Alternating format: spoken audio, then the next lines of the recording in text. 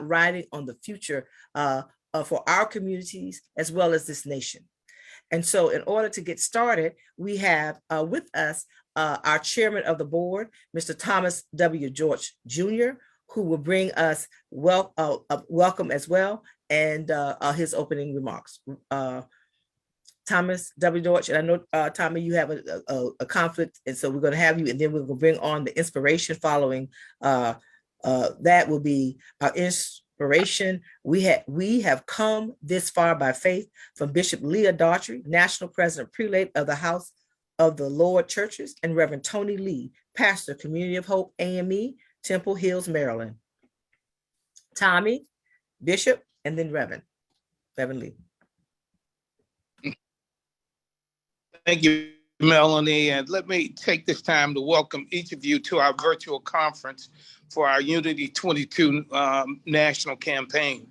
We have over 50 organizations that are joining us today in this partnership, and that's what we are, the National Coalition on Black Civic Participation. It's about all of us coming together to ensure that we utilize this right that so many people sacrificed and gave their lives for.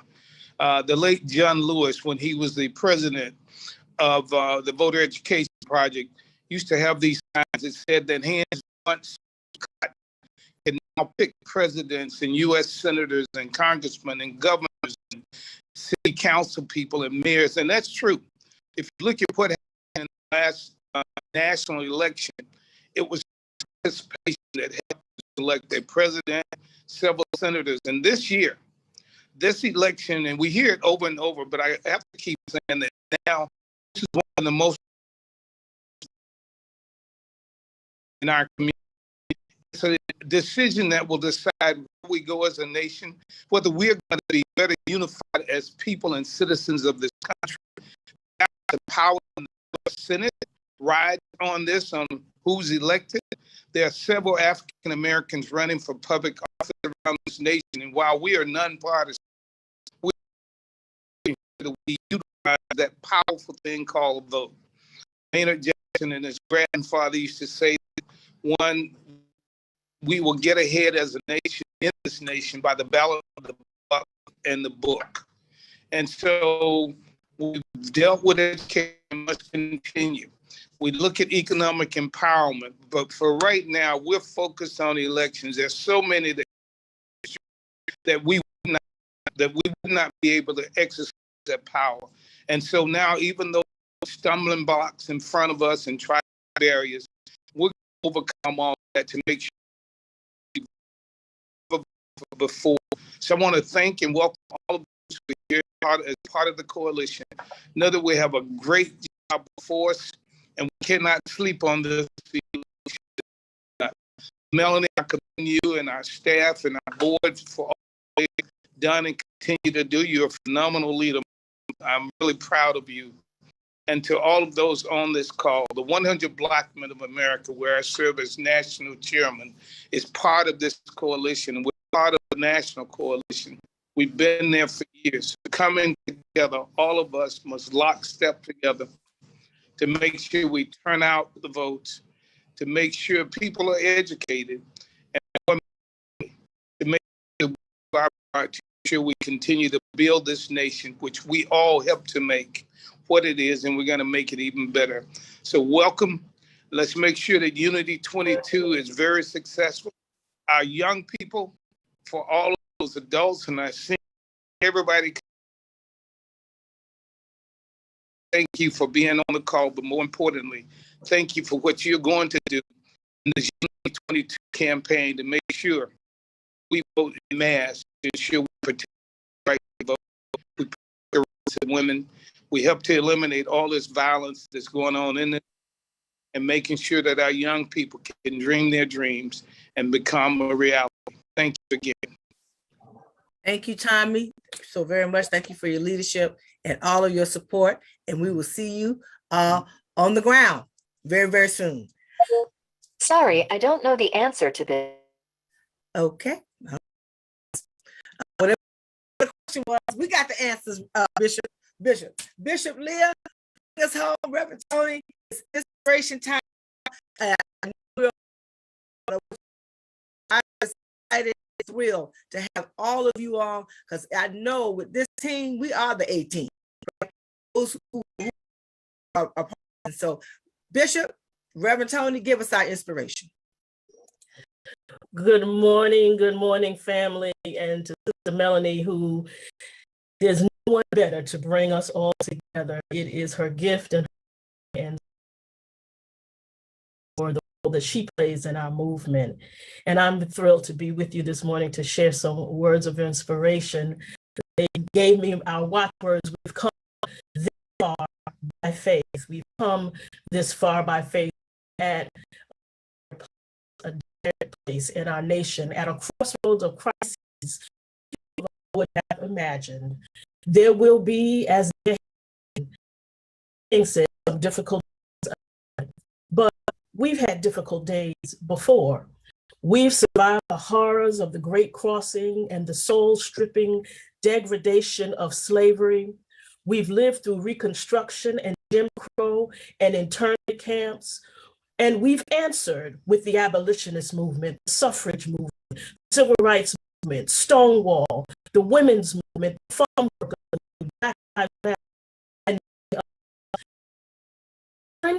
by the great cloud of witnesses who didn't receive the promises, but in the future and didn't stop believing just because their dreams wouldn't come to pass in their lifetime. Sojourner, Frederick, Cesar, our grandmothers, our grandfathers, and countless other ancestors didn't stop fighting for freedom, for education, for the right to vote, the right to live, the right to be equal, even though they weren't assured that they would see it in their lifetimes. For our watchwords, we need look no further than the words of the Reverend Henry Highland Garnet, who in 1843 said, "Brethren, arise, arise, strike for your lives and liberties. Now is the day and the hour. Let your motto be resistance, resistance, resistance. No oppressed people have ever secured liberty without resistance." We've come this far by faith. So as we prepare for the work ahead, let us remember where we have come from. Let us remember what we are made of. Let us remember what we have been through, stolen from our homeland. We survived. Carried across the Great Sea, we survived. Sold into inhumane bondage, we survived. Enduring Reconstruction and the Klan, we survived. Navigating Jim Crow and his lynchings, we survived. Through marches and freedom rides and firebombs, we survived. Through police killings, unjust court decisions, and systematic racism, we shall remember that we didn't survive, but we thrived. Nat Gabriel Prosa, we thrive. Harriet Tubman, Ida B. Wells, Sojourner Truth, we thrive. W.E.B., Booker T. Bayard, Malcolm Martin, Rosa, Fannie Lou, Ella, we, Angela Davis, Asada Shakur, Louis Newton, Jane Brown, Wilma Mankiller, Barbara Jordan, we thrived. And our mere survival was an act of resistance. That we woke up every day and kept moving forward was an act of resistance, creating our own institutions, our own churches, our own denominations, our own colleges and our own schools, our own businesses, our own organizations. This was an act of resistance, an act that declared that our strength, our determination, our fortitude, belief, our God-given right. We are here today because of our ancestors of resistance, their refusal to die. And we, you and me, all of us together, individually, collectively, we are the evidence of their resistance. As we battle economic challenges, governmental callousness, and systematic racism, as we fight for freedom and self-determination for our people, as we battle seemingly insurmountable odds to bring this country, let us hold on. Let us remember to hope. Let us remind ourselves that there is hope, and that hope is a form of resistance. As the people of God, created in the image of God, our is belief in the face of insurmountable circumstance. Hope is believing despite odds. Our hope exists despite possibility or impossibility. Hope, after all, trumps probability. And our hope comes from the eternal source, from the Lord of strength. And I'm a preacher, so I'll give you a text. So though the fig tree shall blossom, and though there be by the go meat, and though the flock be cut off from the fold, though there be no herd in the store, I will not worry, and my heart shall not fear, for our victory is certain, because we've come this far by faith. God bless. Bishop, thank you so much for those wonderful words. I'm so grateful to just add a little bit on the end of it. But we need to say is let the church and everybody say amen to those wonderful words of inspiration, Bishop Daughtry, to Melanie. And thank you so much for all the incredible work you do, Sister Melanie, bringing us all together. One of the in this moment, as we talk about we've come this far by faith, is the we. As we're coming into this, to focus on the we've come this far, the we in it. On the day of Pentecost, the Bible says that when the day of Pentecost came, they were all together. A blow of a violent wind came from and filled the whole house. They saw what seemed to be tongues of fire that sat on the Holy Spirit and began to speak in other tongues as the Spirit enabled. Now, the incredible thing about this day is that it came, they all were together. The scriptures, they were able to speak all that were around them from all different nations, and every nation heard them in their own tongue. That when we come together,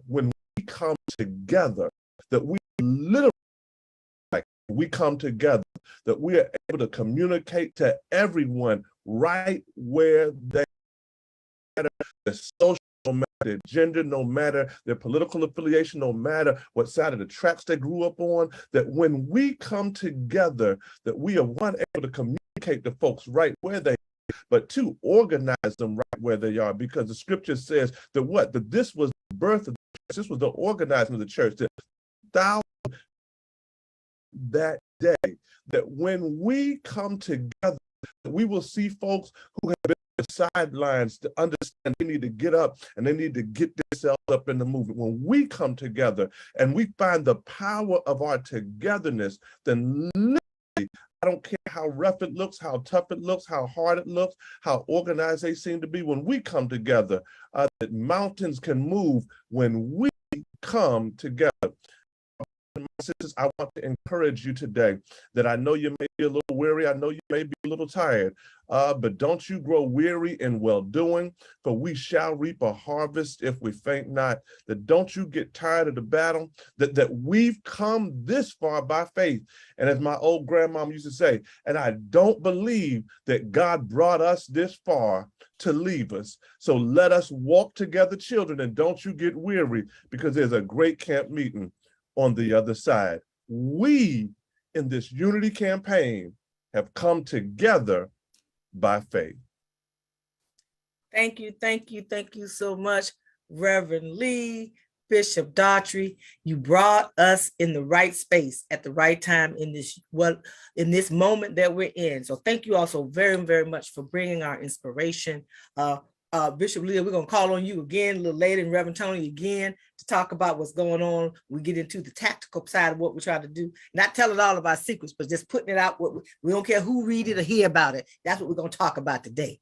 So next we will have our Unity Hour, awesome dynamic duo, our leader of our Unity 22 national campaign, my sister Christina Q, with her partner in all things powerful, Daryl Coles, who is the National Black Youth Vote Project Coordinator for the National Coalition. So we're going to turn it over to you two to give us a tight overview about the campaign for those who have not gotten a lot of details about it, who just stepped on faith and said, hey, we're going to be a part of this table. And be clear, this is a table that what we have attempted to do with the National Coalition is to build this unity, midterm elections and presidential elections, so that we can share resources, find ways that we can collaborate, find ways we can partner, so we can support each other.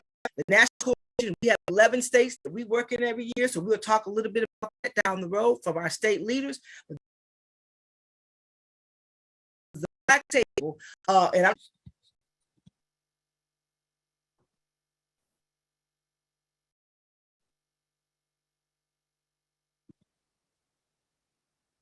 There we go. Awesome. So the theme of our campaign is leveraging our power and protecting our rights and freedoms to achieve justice. We are launching the campaign in July, and this will go through December of 2022. We're a nonpartisan, multi-state voter engagement campaign where Melanie just talked about. Our goal is to build an intergenerational unity 2022 coalition table to maximize our resources and the partnerships with all of your respective organizations and the impact in the 2022 midterm elections. We're also focused, we're particularly focused on increasing Black voter turnout and providing voter protection to ensure that our Black voters are counted in the 2022 midterm elections. And then we're also fighting back against historical attacks on our rights and freedoms, safety, and justice, and our democracy. And so we are particularly focused in the following states: Alabama, Florida, Georgia, Maryland, Michigan, Mississippi, North Carolina, Ohio, Pennsylvania, South Carolina, Virginia, and DC. And we will have, we'll hear more from our state affiliates on the priorities and everything that they have going on in their state, so you can learn about what we have going on with our partners, our state partners. And here is just a graphic of all of the organizations. So you should see your organization represented here. And we thank you all so much for responding and answering the call. And so we are excited to partner with you this year in the 2022 midterm elections. And so what is at stake right now is we have 34 US Senate races, 35 House of Representative races, 36 gubernatorial races, and 88 of the 99 state legislature chambers that are all up for re-election this year.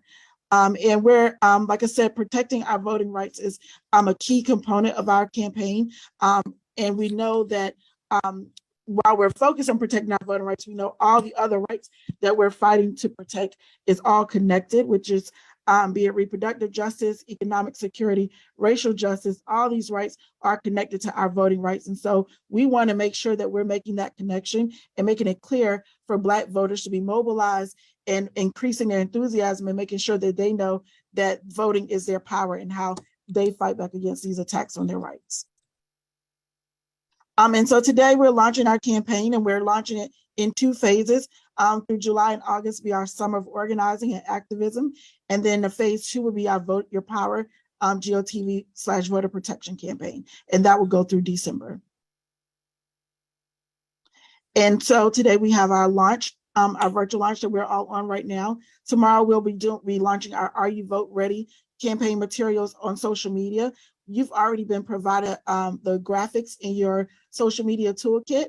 And so we'll ask that you share that on your social media platform, if you can, through your respective organizations, so that way we can have a Twitter storm. And we'll also be scheduling IG Live conversations, as well as PSAs that will be amplifying throughout the Are You Vote Ready campaign, to just make sure everyone understands the importance of being vote ready in this cycle.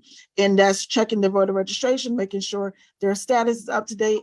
And like I said, there's a lot more detail on the Are You Vote Ready campaign, and we'll touch on it in a second, but I just want to go over the week of activities for this week for the launch. And then on Wednesday, we have our Black Women's Roundtable Organizing and Activism Action, where we're doing a speak out in front of the U.S. Supreme Court.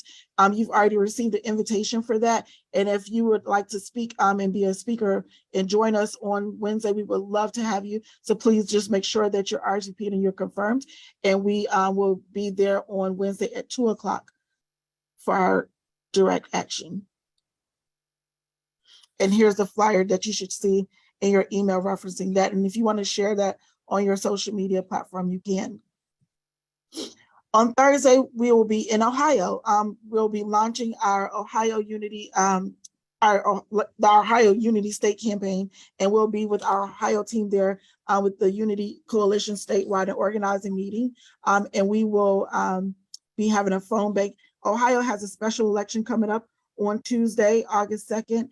And so we want to make sure that we are providing support and amplifying the message there that they have a special election, because it's only for the state elections. And so we want to make sure that voters know that they have an election going on, and we get them out to the polls on August 2nd. We also have a primary coming up in Michigan on August 2nd. So we're planning to be in Michigan on Friday and Saturday with our Michigan Coalition on Black Civic Participation, launching our Michigan Unity campaign and doing GOTV and community empowerment work in the Metro Detroit area. And we'll also be partnering with our affiliates in Kalamazoo as well.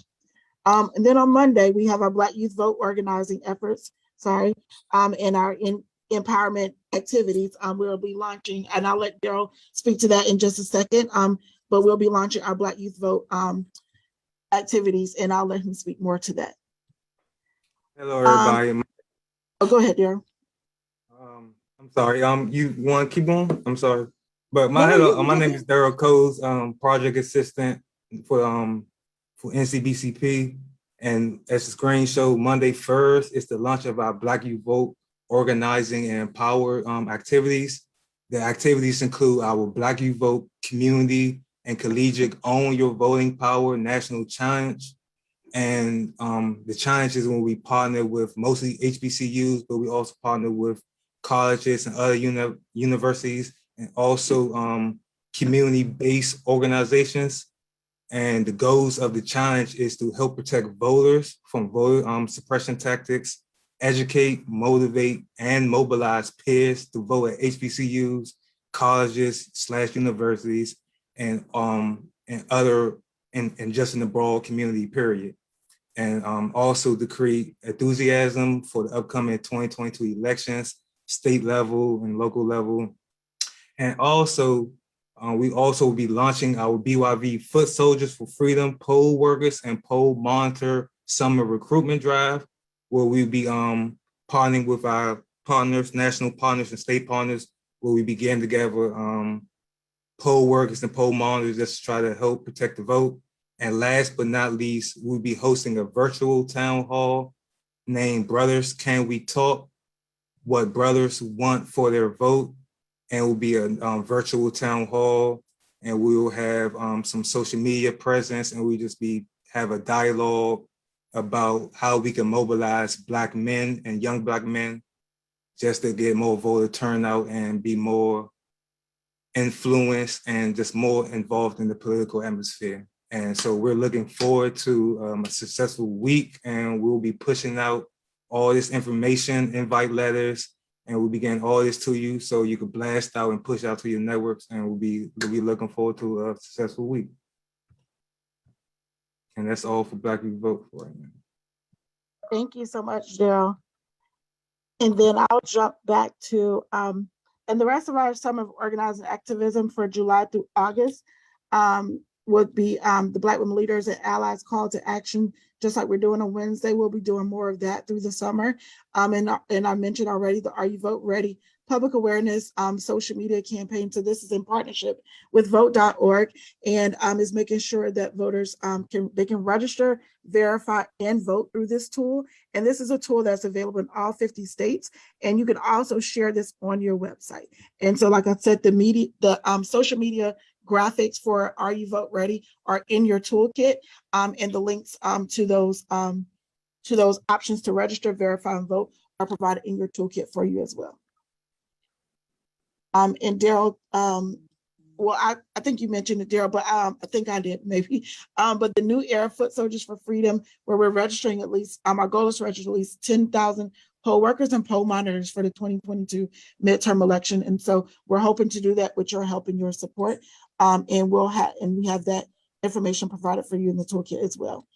And Vote Your Power GOTV voter protection campaign, what that is comprised of for September through November is our state trainings, where we'll do civic leadership and organizing state trainings with our Black Youth Vote teams. And then we'll have our Unity 2022 National Voter Registration Day, and we'll host a voter registration, Voting is Your Power registration drive. And then we'll also have our Black Women's Roundtable, Power of the Sister Vote, and Black Youth Vote, Vote for Justice, Voter Education, and GOTV organizing initiatives. And we also will be doing our Unity 2022 Know Your Rights and Voter Protection campaign for early voting and election day. And then we'll have command centers at Howard University and Clark Atlanta University, and we'll do a post-election media briefing. And then we'll also be working on our 2023 and 2024 strategic plan. So we'll be ready to go for the next election cycle.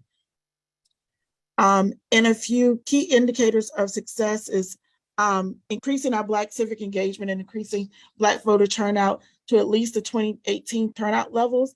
And that's Black women 54% or higher, Black men 46% or higher, Black youth 38% or higher in the 11 states. And we're hoping to reach 1 million Black voters in our tier 1 states and knock on at least 100,000 doors and have about 10,000 conversations and 100,000 voter contacts for each state through our phone banking, text messaging, direct mail, and community events.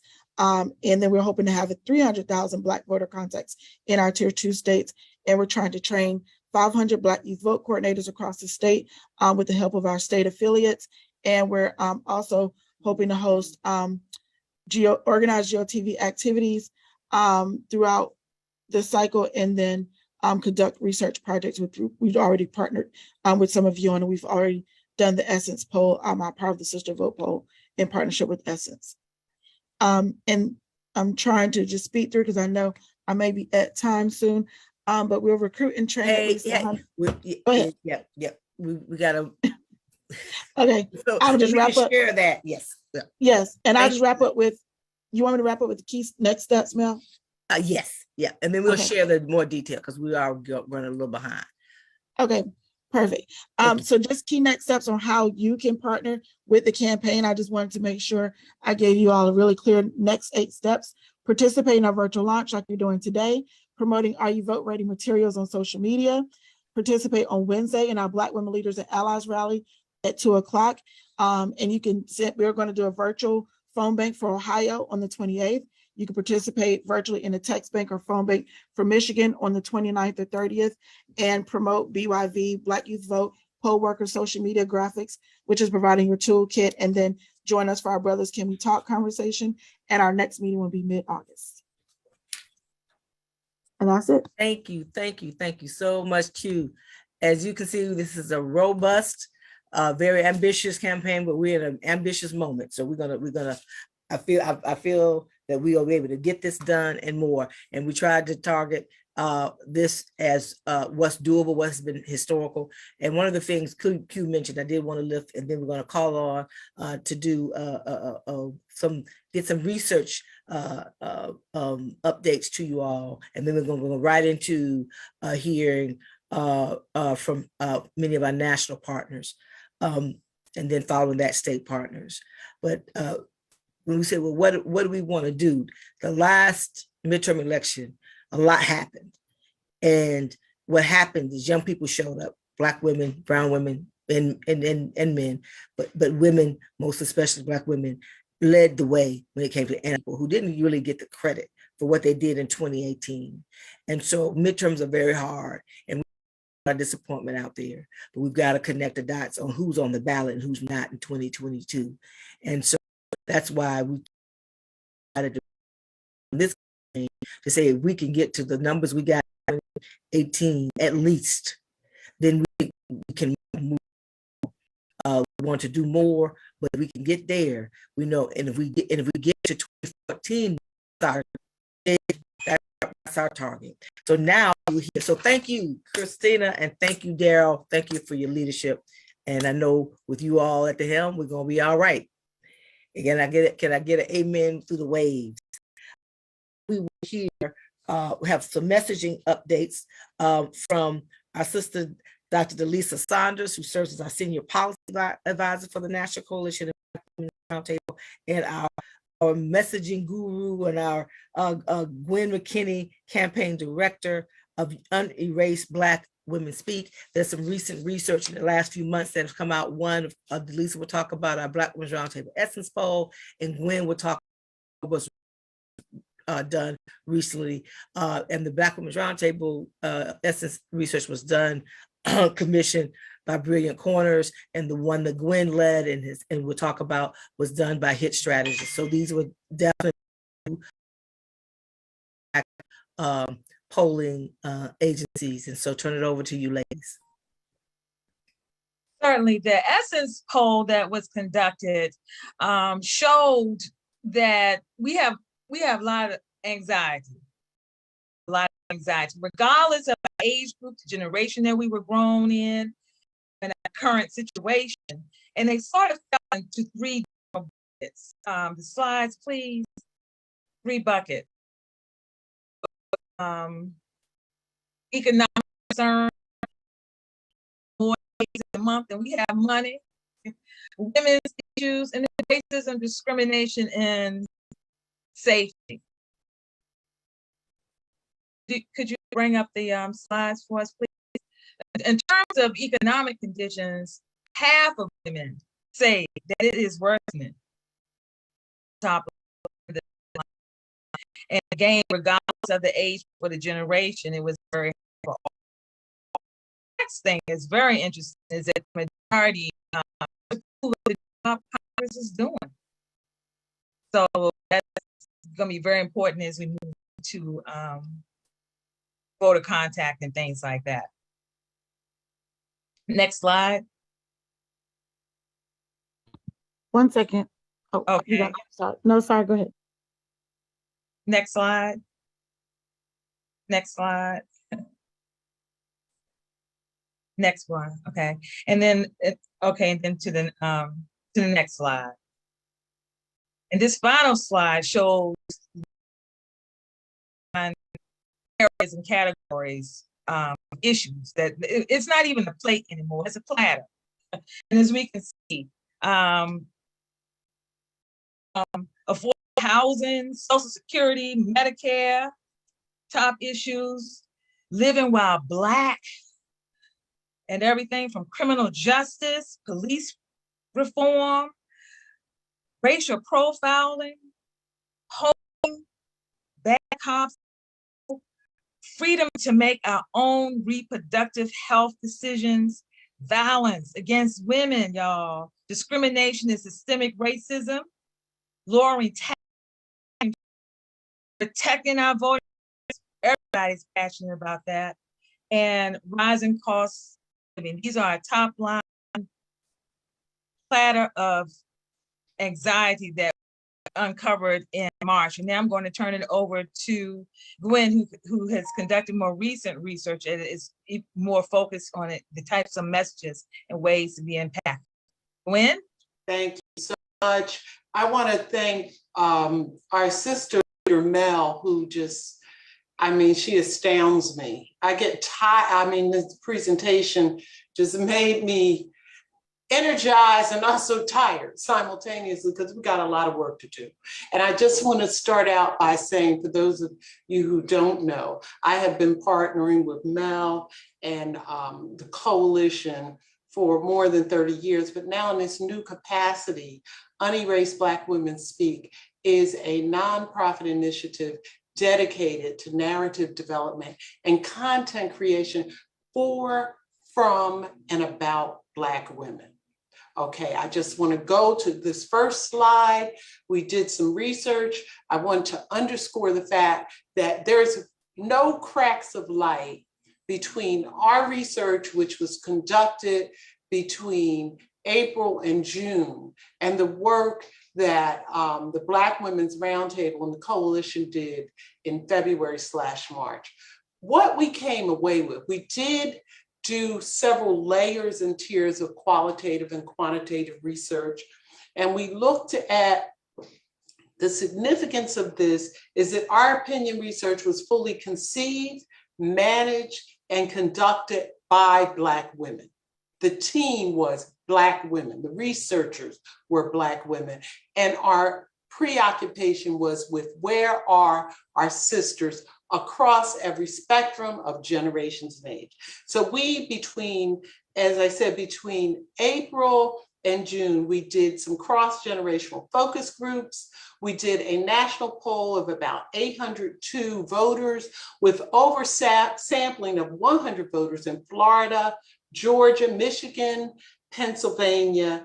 And we also did 4 in-depth interviews with civic leaders. And thank you very much, BWR. Thank you very much, Helen, Salandra, and the sisters in Michigan and Pennsylvania who joined us to give us some ideas and feedback after we did the first round of research.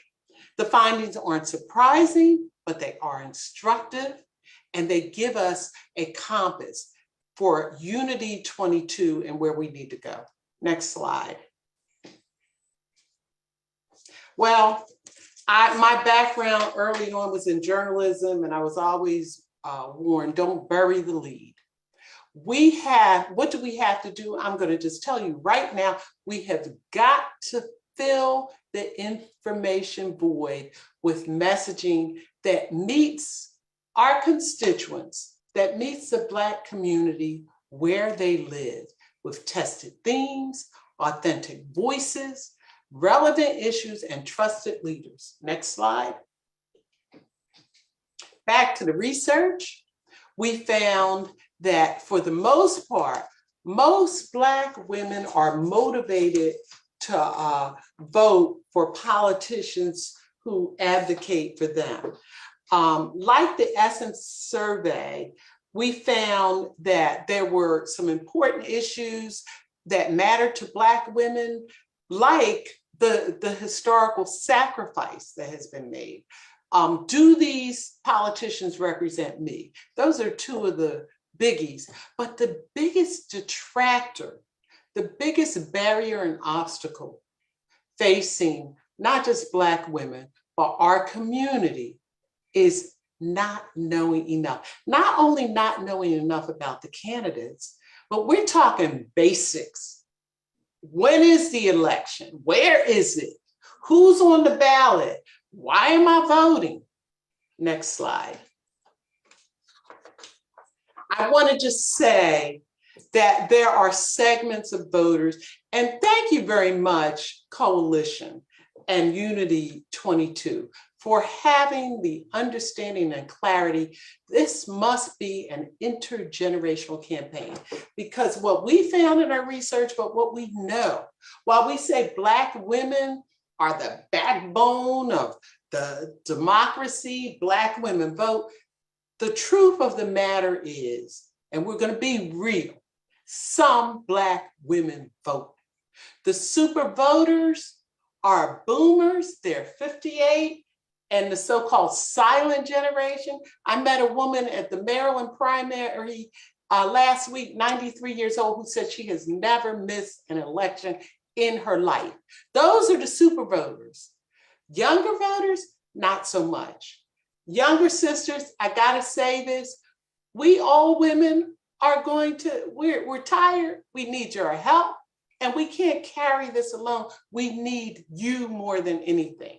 So the super voters, the high opportunity voters are the ones who have voted in maybe over 1 or 2 times in the past 4 elections, but they surge. They tend to vote in presidential elections. But we also, we got to get those registered voters. Those are the ones who may be on the rolls, but between the last 4 elections, they may have voted 0 times. We got to do better than that. And I am so appreciative that Unity 22 is focusing on registration, because with a lot of these high opportunity and registered voters, the data is telling us it's a 50-50 chance they may show up. Next slide. So messaging matters, y'all. Messaging matters. We did in our poll, we opened the polling really with some questions about the likelihood of what would make someone vote. We inserted some sandwich meat in between, which were a number of bulleted messages which we developed and tested in the polling. And then we returned to the questions. I want you to look at that middle column, the question of how much power do you feel that your vote has to change things. Amazingly, after we probed around that message point that we have power in our vote, it changed, it shifted and moved the respondents by 34%, which is significant. And that tells you messaging matters. Next slide. We gotta feel powerful. We gotta feel powerful to act powerful. So what are we doing? We're joining Unity 22 as a message partner. And I have already told Mel, whatever you need me to do, tell me and I'll do it. We are moving messages in a coaching campaign. And what it is doing, back in the day when I was on K Street, would have charged a couple $1,000s for these sessions. But guess what? Now in my nonprofit life, these sessions are totally pro bono for leaders on the ground, because guess what? Every jurisdiction, every county, every state for Black people is a battleground. The battleground is ours, right? And this is, hey, Gwen. I know we gotta I'm gonna just tell you. Okay. Now, okay. Go to unerasebws.com to register. Last slide, and then I'm through. Okay. I need to give us some light. You see this? This is the light.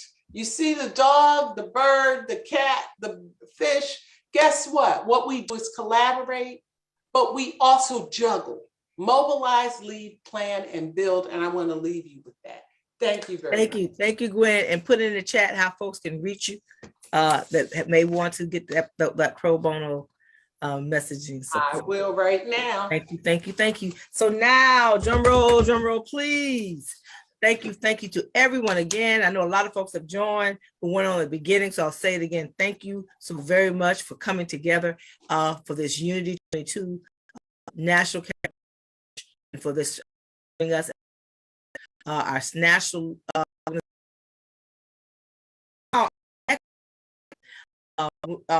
is seeing when our rights and freedoms are under attack. What do we do? Stand up, fight back, but add it. And that's together, so we can be that much more effective and that much powerful.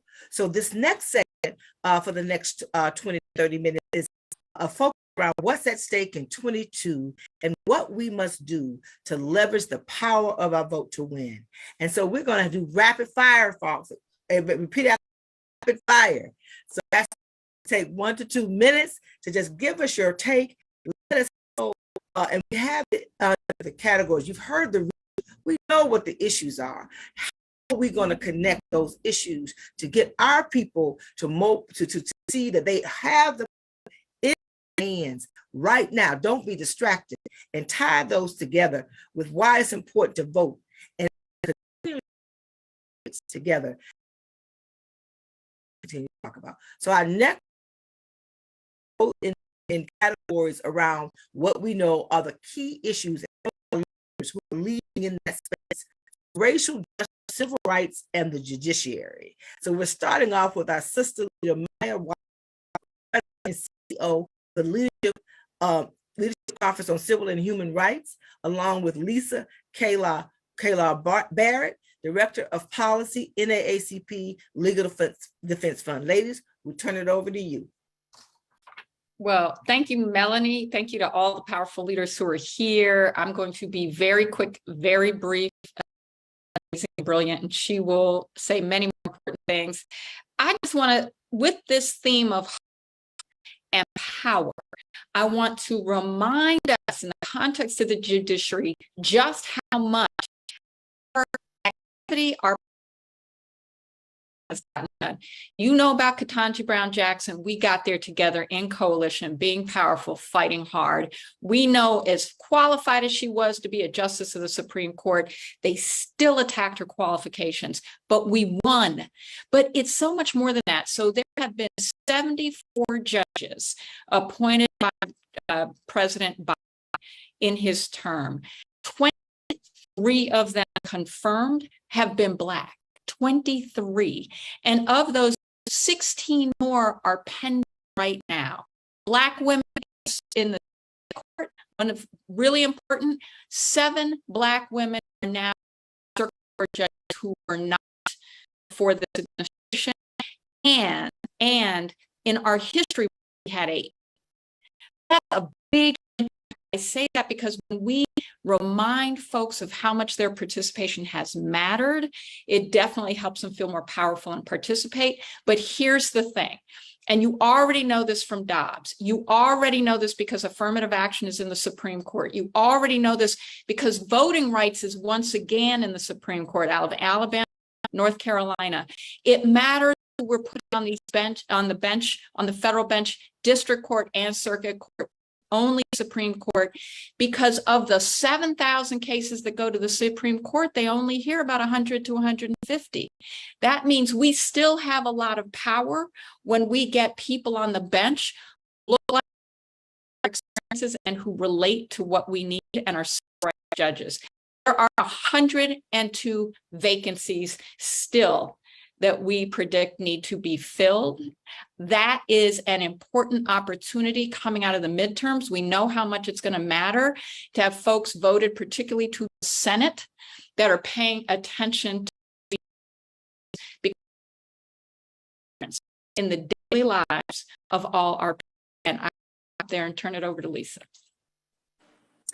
Thanks so much, Maya, and thanks to Melanie and everyone. It's great to be here with you. So I'll do the quick rapid as Melanie has directed us, and add quickly on the judicial front of what Maya was sharing is that it's really critical, and we have all been pushing LDF with the Leadership Conference and other partners, not just to have a diversity of the ethnicity of the judicial candidates, but also that they have a diversity of background and experience, right? Historically, we've seen federal judges who come from U.S. Attorney's Office or the prosecutorial background. And it's been really important that we pushed with this administration, continuing to push, and we need to elect senators that are in agreement with us. They from a background of we've got candidates that are currently in the pipeline: Nancy Abudu, Natasha Murrell from LDF, Nusrat Chaudhry from AC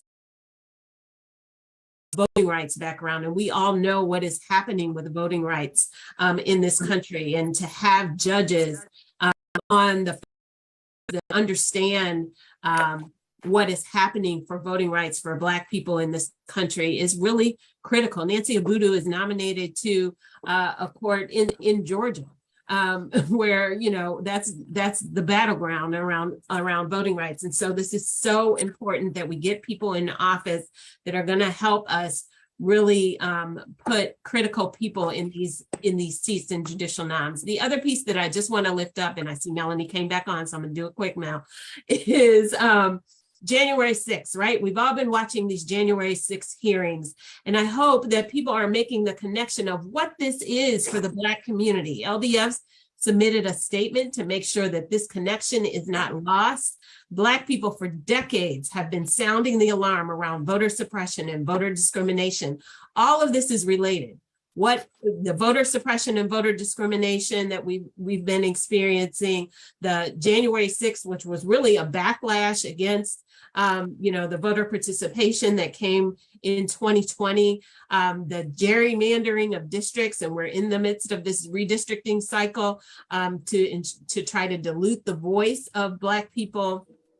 All of this is related to trying to ensure that certain people are either retain or gain power, regardless of whether that aligns with the voice and vote of millions of people. And so we've got to make sure that we are getting out, and we see now it's happening right in front of us, that they're trying to dismantle and infiltrate the state and local election apparatus, right? As we head into the midterms, it's so critical that we get out and vote and make sure that the people in these positions are not ideologues, but are actually going to uphold the voice and vote of our community, so that our communities can be heard. And then the last thing that I'll just say is we're seeing this huge so-called anti-CRT movement, right? And you always hear about voting all the way down the ticket, but this is impacting what our children are learning in schools. Not that we've ever been satisfied with what our children have been learning in public schools, but now they want to whitewash it even more and even change, what is taught about the limited amount of what is taught about slavery and the history of racial discrimination in this country. And so we've got to make sure that we get out and vote. We vote in those local elections, because that is going to happen at the school board level, and you've got to vote all the way down. So I'll stop there, Melanie. Thank you, Lisa. More and more to come offline, right? On the things that we need to continue to do. And thank you all so much for your leadership. And so next we will hear, I know out and about, our next segment. Somebody's talking. Can you mute your phone? Yeah, I think that's Damon. Okay, is that Damon? Yeah, I think it's Damon. Damon, you can mute. So our next is voting rights and voter protection, suppression. Our brother Damon Hewitt, President and Executive Director, Lawyer Committee for Civil Rights on Law. Damon, I know you're in the airport. Sorry about that. Thank you, Sister Melanie. I'm sorry for the background noise. I will be brief. Look, America is learning what racism costs us.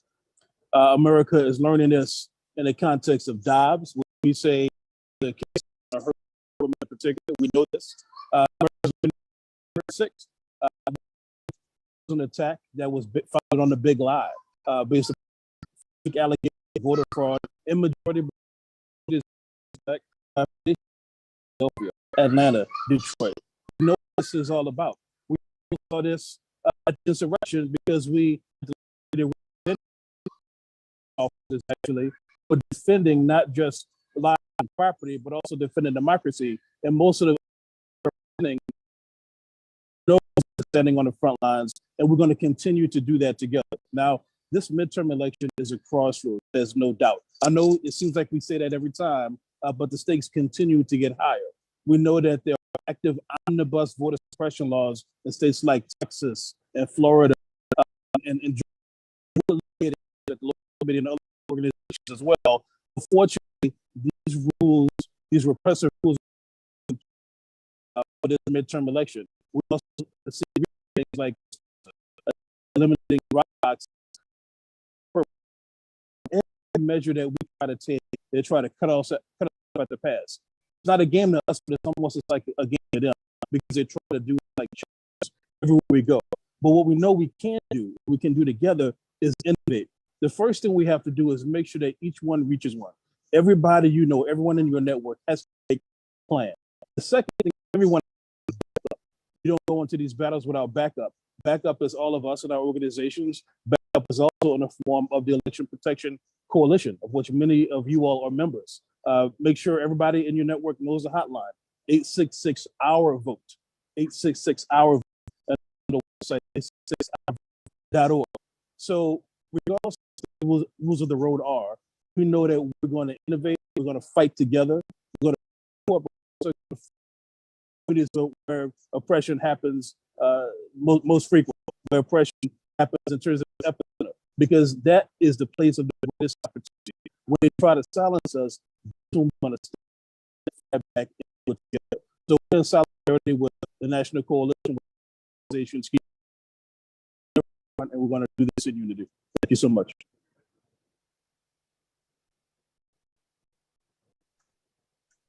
Thank you so much, Damon. We know you're in the airport and moving, and we just appreciate you. I'm going to deviate for a moment. Dr. Center is on, and I know she's dealing with something that she has to jump on and jump off, but the faith community is doing a lot around voter protection. So I wanted to see if we could cue Dr. Barbara Skinner up, William Skinner up. Is she on?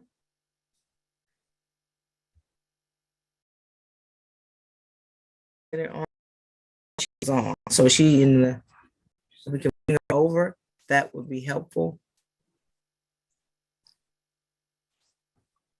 Is that a going once? All She'll right. be on in a second now. Okay. Okay.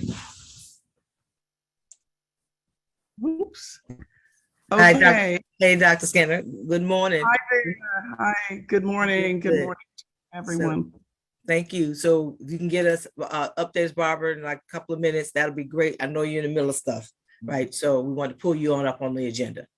Yes, thank you so much, everyone. I don't have to tell you that the house is on fire, the American house is on fire, and no one seems to be sounding the alarm loud enough. And so Black Americans are left with our allies to do that. In the Christian community and the faith community with Jewish and Muslim allies, we have launched in 12, now 10 states, in Alabama, Arizona, Florida, Georgia, Michigan, North Carolina, Ohio, Pennsylvania, Texas, and Wisconsin, a voter justice campaign that focuses on getting younger voters out, especially because that's where our community is weakest. We have hosted 9 voter education webinars on Know Your Rights training and what's at stake. We've completed 6. We are watching meetings with secretaries of state of those 6 of our 10 states. Where we are now call a lawyers and collars poll chaplain program, 2,000 poll chaplain in those areas, but we gotta add as well as preparation for partisan poll challengers, interrogators that are being recruited heavily right now. We have called the Justice Department, talked to Kristen Clark. We've had the Lawyers Committee and is on it, but the Legal Defense Fund has just hosted a webinar for clergy across the country. What I believe is the most important is there's got to be a massive letter outreach to the president. He wouldn't be there but for Black people. He may other people can say, but without that community who he said he would have our backs, since we've not heard even the vice president talk about voting rights for the last 4 months. Sure, the bill law.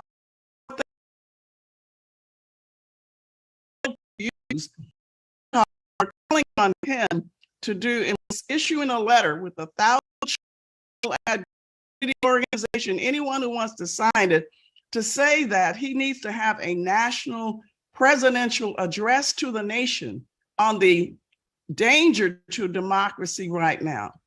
When you have over half of the country not even in Constitution, what form of government are we talking about? And many are getting elected to office. So election day, this is the most important election ever.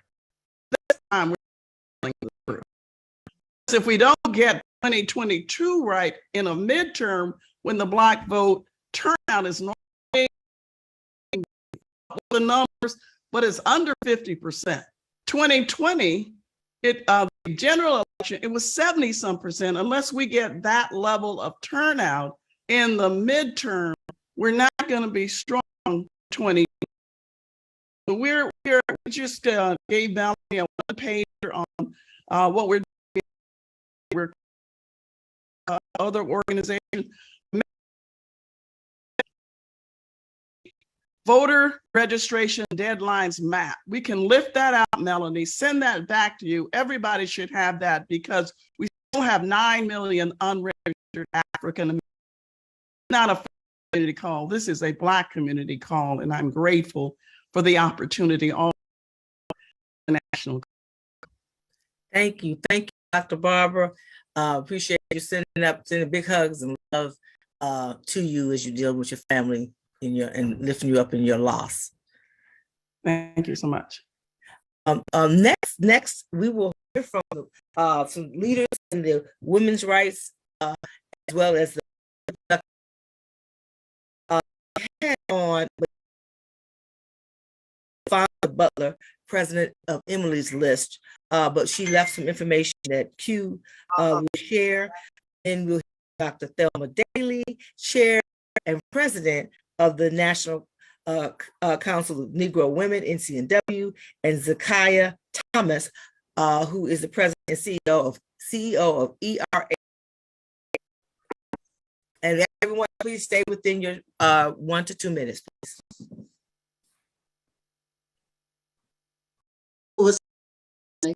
Q, are you? I'm here. I thought you said my name. Sorry. I think Tanya has the update from LaFonza. I didn't get it. Okay. Well, Tanya, are you there? Tanya, are you ready? If not, we'll come back. Dr. Daly and yes, ma'am. We can hear you. Yeah, first I want to thank you for organizing all of this and for your leadership. I just want to say a couple things. First of all, I want us also to realize that there's a lot of fear out there. When I talk to anybody, women, anybody, there's a lot of fear. There are a lot of people who are not voting because of their attitudes. It's not going to count anyway.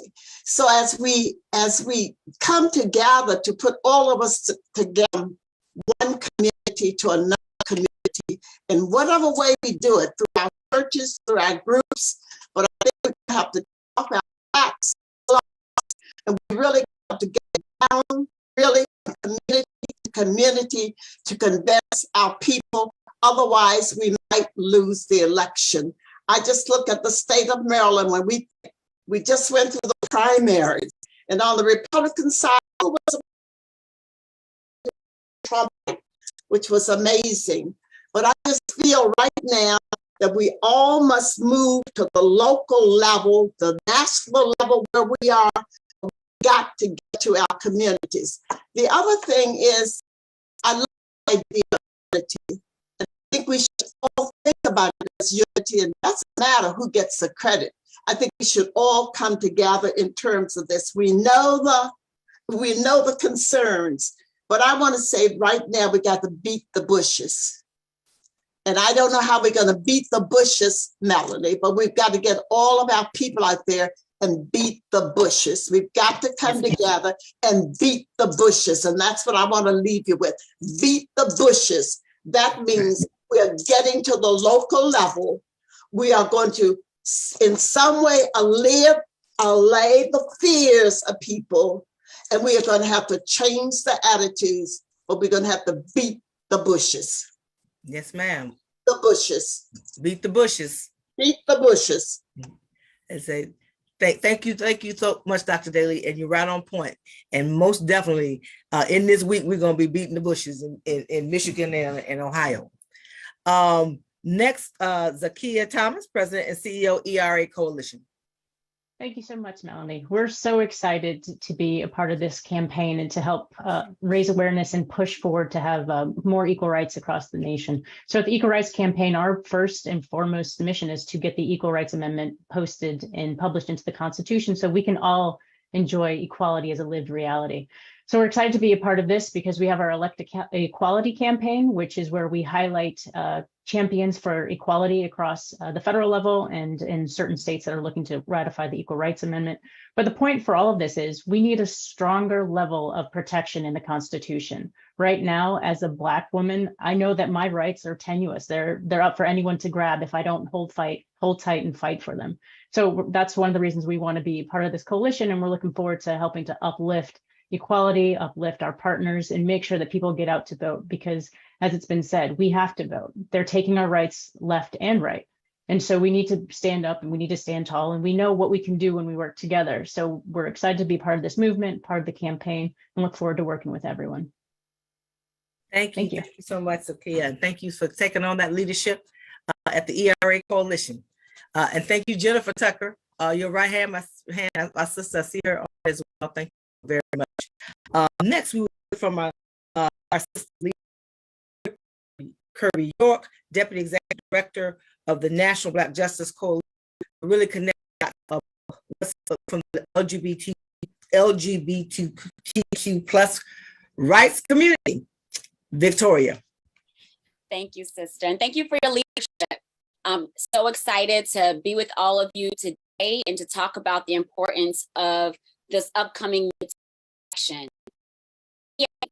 Our community and so many others were able to stand firm and take back state houses folks didn't think we would, and win state houses folks didn't think we would, and were able to extreme elements of the conservative ideology, from being able to hold a national convention for the first time since the founding of our nation that would have been able to rewrite the U.S. Constitution and their ideology. And then in 2020, against all odds, able to even more some additional wins. We've knuckled buck down and make sure that we have folks who said the thing that we were able to prove, especially in 2020, loyalty is for our loyalty and our labor, not our community. We must be listened to, and we must have the opportunity to show leadership. We've seen that happen, administration, and more can be done if we can win, really win, and not have a 50-50 split, have numbers that can help us push these things through. The issue number one for the Black LGBTQ community is the Equality Act. When it was talked earlier in Doctrine Prayer about living while Black, that's what the Equality Act would help be able to add much needed protections in transportation, like taxis and Ubers, retail, such as when we're followed in stores, publicly funded programs, and also intersections who we are. Many of us don't know, and some of us sometimes forget. We're not included in all parts. Women and girls, we're not included in all parts of the Civil Rights Act of 1964. The Equality Act gives us that fixed, and also allows us to get LGBTQ plus and same gender loving folks included as well. I know my time is running short, so I just want to say, as a reminder, that we are all in this together. We saw what the Supreme Court is willing to do in gutting the 14th Amendment, one of our community. Equal protection under the law is something that Dobbs, that abortion decision, put at risk for so many communities. And with the right Senate and the right power, we can make sure that normalize this community, including the LGBTQ plus community, and especially those of us who are Black and live at that intersection, remains the gem of our Constitution. Thank you so much. We look forward to working closely with you and David and your whole team. Broader LGBT community. All of our rights are under attack. All of us, and we're going to. And I believe together we do. Not easy. I just went through a whole lot, so we're going to do what we have to do. I want to go back because I apologize. Tanya with Emily's list. If you're still on, Emily's. We think she is no longer on. Okay, you can try to get her. We'll bring her back. Okay. Thank you, Q. We'll hear from some of our civil rights leaders in the policy leaders around criminal policing reform. Lift up, although she wasn't able to make it, but they're on board fully, and that's what the Reverend Sharp and could not be here based on travel. But we do, I believe, we still have Colby, and I don't want to mess up your last name, so I'm going to have you say it. I think it's Ndumeli, but just in case I messed that up, clean it up for me, please. Senior Vice President, Rights and Justice from the Center for American Progress. Is she still on? I am. Thank you so much, Thank you. Melanie. You did it well. Nicole and Dumoulin from the Center for American Progress. Thank you for having us here today and inviting us to be in this critical campaign with all of you. So this is a critical moment for criminal justice reform. President Biden entered the office at really a high watermark for criminal justice and policing reform, following the protests by many people in this campaign and the Black Lives Matter movement, civil rights organizations, everyday people in South Minneapolis, across the country, and really around the world to demand not only justice for George Floyd, but for an end to systemic violence against Black people that has been endemic to law enforcement for more than 400 years. But even with this renewed national conversation on racism and policing and widespread support for the George Floyd Justice and Policing Act, we know it has stalled in the Senate for over 2 years. So we've really learned that necessary and popular legislation to realize a fair criminal justice to be linked to federal law enforcement agencies really need legislation to ensure just policing for these 18,000 police departments that are not to be governed by executive order. After the vote and make clear to Congress that we need to push forward and make progress on policing in America. And while we fought hard over these past 2 years, the fight has never been more important than right now in this moment, in this vote. We're facing a resistance to criminal justice. Numbers during the pandemic have added fodder to conservatives looking to turn back the clock and revive the failed law and order policies of the 1994 crime bill that we know lead to over-policing and mass incarceration and that have just devastated Black communities. We must realize the mistakes of the 1990s and fight to protect the hard-fought gains that make our communities safer and more just. Just that, to leverage our vote and build just communities. Thank you so much. Thank you so much, Nicole. And that's how we say we gotta stand up, fight back, and we gotta vote. We gotta do it all. We gotta do it all. So thank you so very much. Look forward to working with you. That's part of his leadership, and we're looking forward to working even more with you all in this time. Next, we will hear from our leaders in the labor movement, workers' rights and economics, and that's going to be Hbcu Crimes, Director for SEIU, and Kenny Diggs, Assistant Political Director. I'm going to lift up our sister who could not be with us.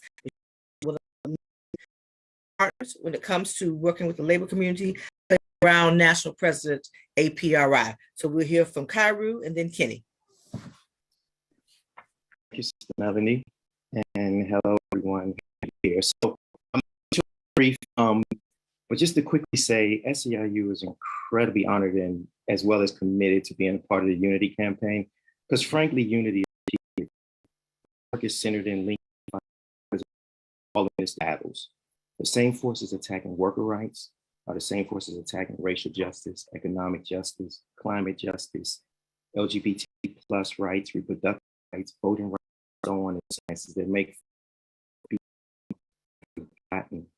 So working 2 and 3 jobs, folks are making tough economic choices daily, driving gas and for working not to thrive, but just to survive and make it to the next paycheck. Have to meet people where they are and in our communities.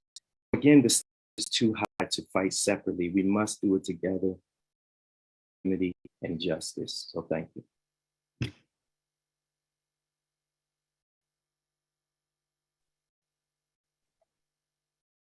Now it's Kenny still. Yep. Thank you, Kenny. Thank you. Thank you for having me, and I also bring greetings from President Saunders.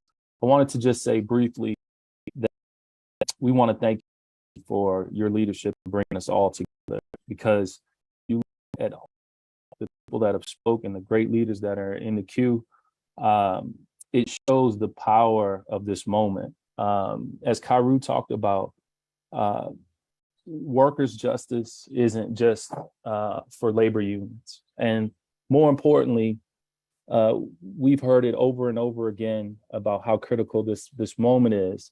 For us at AFSCME, we know that too many of these elections have in our lifetime have been have laid too much on a life or death. It is not about thriving. It is about literally life or death for us.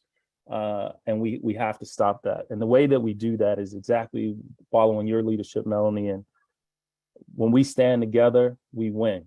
And so we know that economic justice can tie us together, but we know that it cannot be about credit.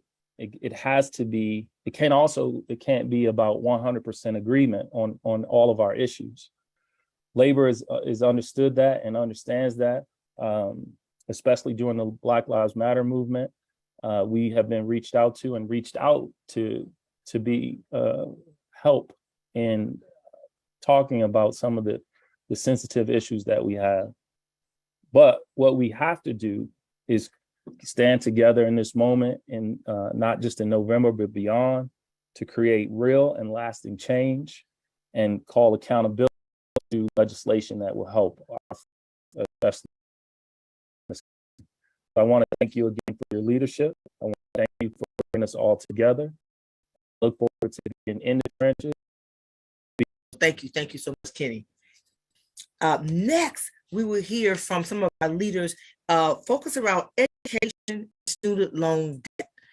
So we will hear from our brother Brandon Cahey, Senior Program Policy Specialist for the National Education Association. Following him will be Dr.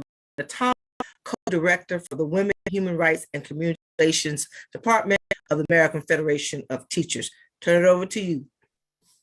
Good afternoon, everyone. I'm elated to bring you to President Pringle, our association's 3 million professionals, as a country's largest labor. Thank you, Melanie, for gathering us for this very important conversation. That we saw this particularly when we stood up the Black allies represented here to ensure the confirmation of Justice Ketanji Brown Jackson.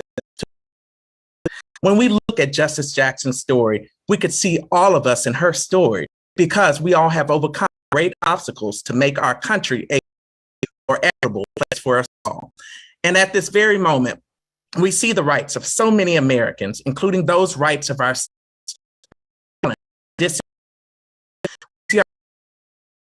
by racist and hate-filled individuals, white supremacist ideologies.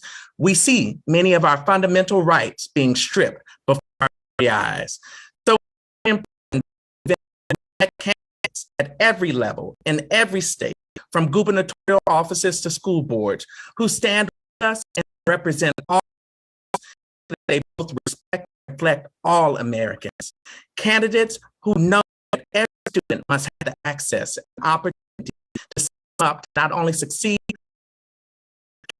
that our educators, as the practitioners in the classrooms, must be able to teach the honest and accurate truth of this nation's history. Candidates that understand there must be something done about the amount of student loan debt, which we know impacts both. So as these many challenges are showing up at the front doors of our public schools, NEA members will continue to work to create safe, just, and equitable schools grounded in humanity, respect for our educators, and our democracy by strengthening rights so people can vote to support the foundation of that democracy. We continue to not only fight, but win alongside everyone here and viewing this webinar, because our students are depending on us. When we fight, we win. Thank you. Good job. I echo what Brenda says, and on behalf of American Federation of Teachers and our 1.7+ million members around the country, we come and gladly join everyone that's on this call today. If one of us is in trouble, it is all of us that are in trouble. Those issues that affect you affect us. There is not an issue that does not affect us in education, from food insecurity, student loans. Student loans is so impactful that it is reduced the number of Black and brown teachers in our system.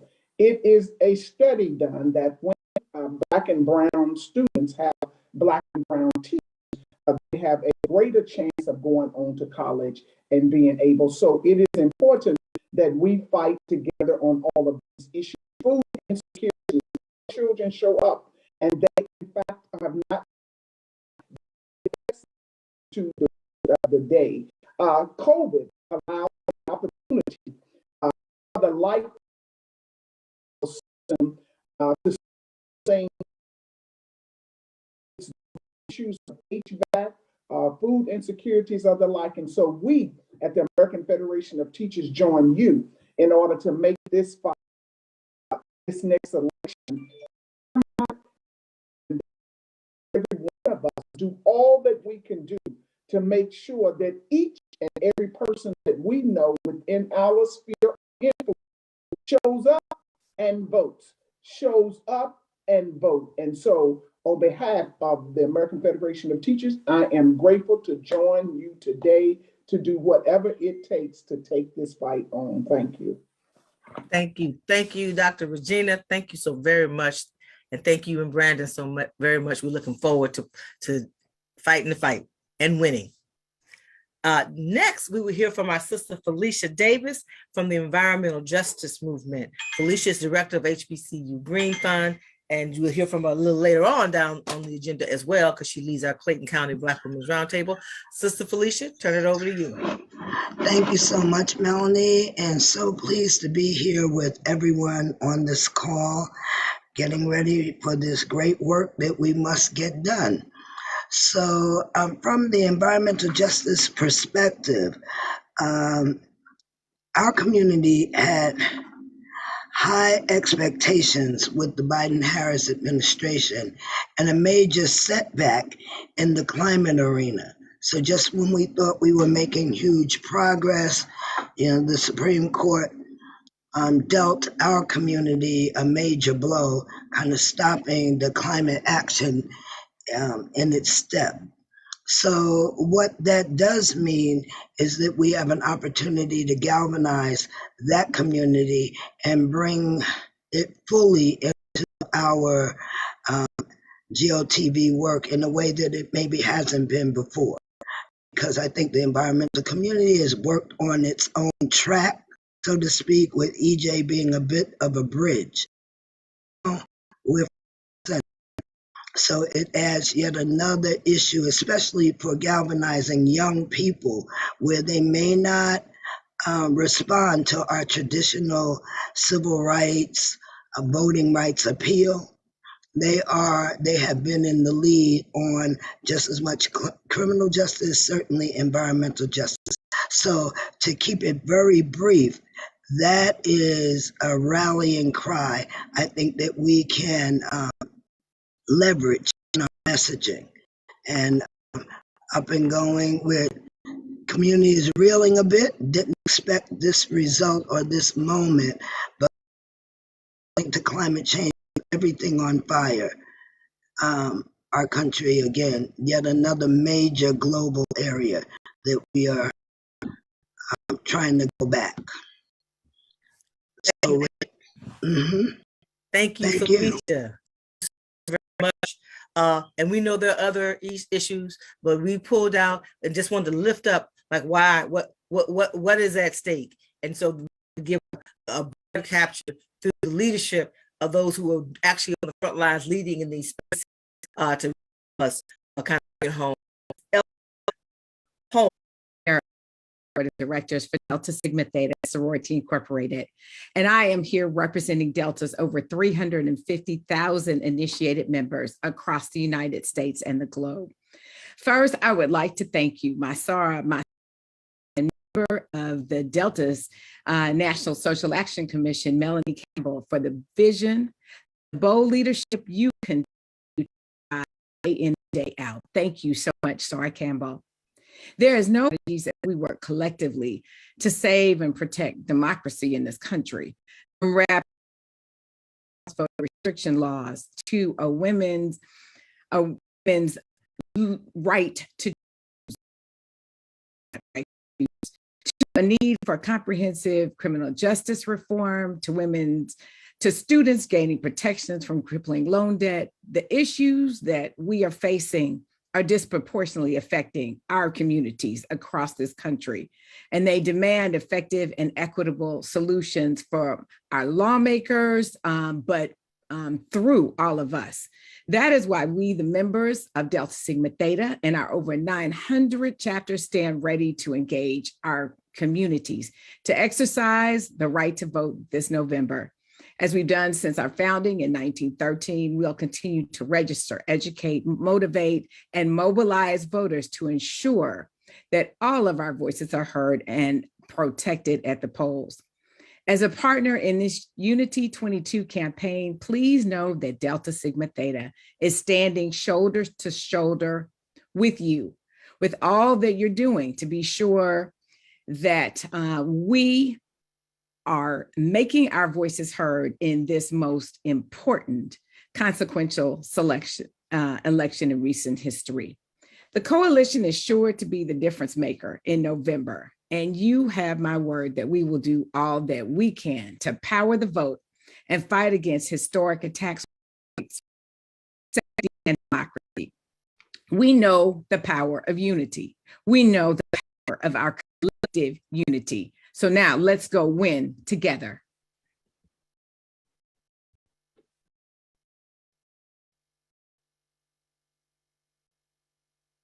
Good morning, sisters, brothers. We know that when Black women go to vote, we and our union with us to the polls. And so we are committed and standing in solidarity with all of who, in my other hat, are part of the Black Women Leadership from the AKAs to my sister Elsie at the Delta Sigma Theta, the links, all the national Black women's organizations. We are bound together, gathered together to as our sisters, to church, their union, their bloc, and themselves to the polls this November. We know that we vote for any election, and we've heard the call of the Vice President. We need 2 senators to get our agenda done, to get the legislation passed that we need in our community. This is about progress. We are very clear in terms of moving our communities and our nation forward. That is not hyperbole, as the president would say. It's the facts. Our nation is in peril. We are looking at a way, one by one. And I am of enslaved people, and I am going back to a time when I make decisions.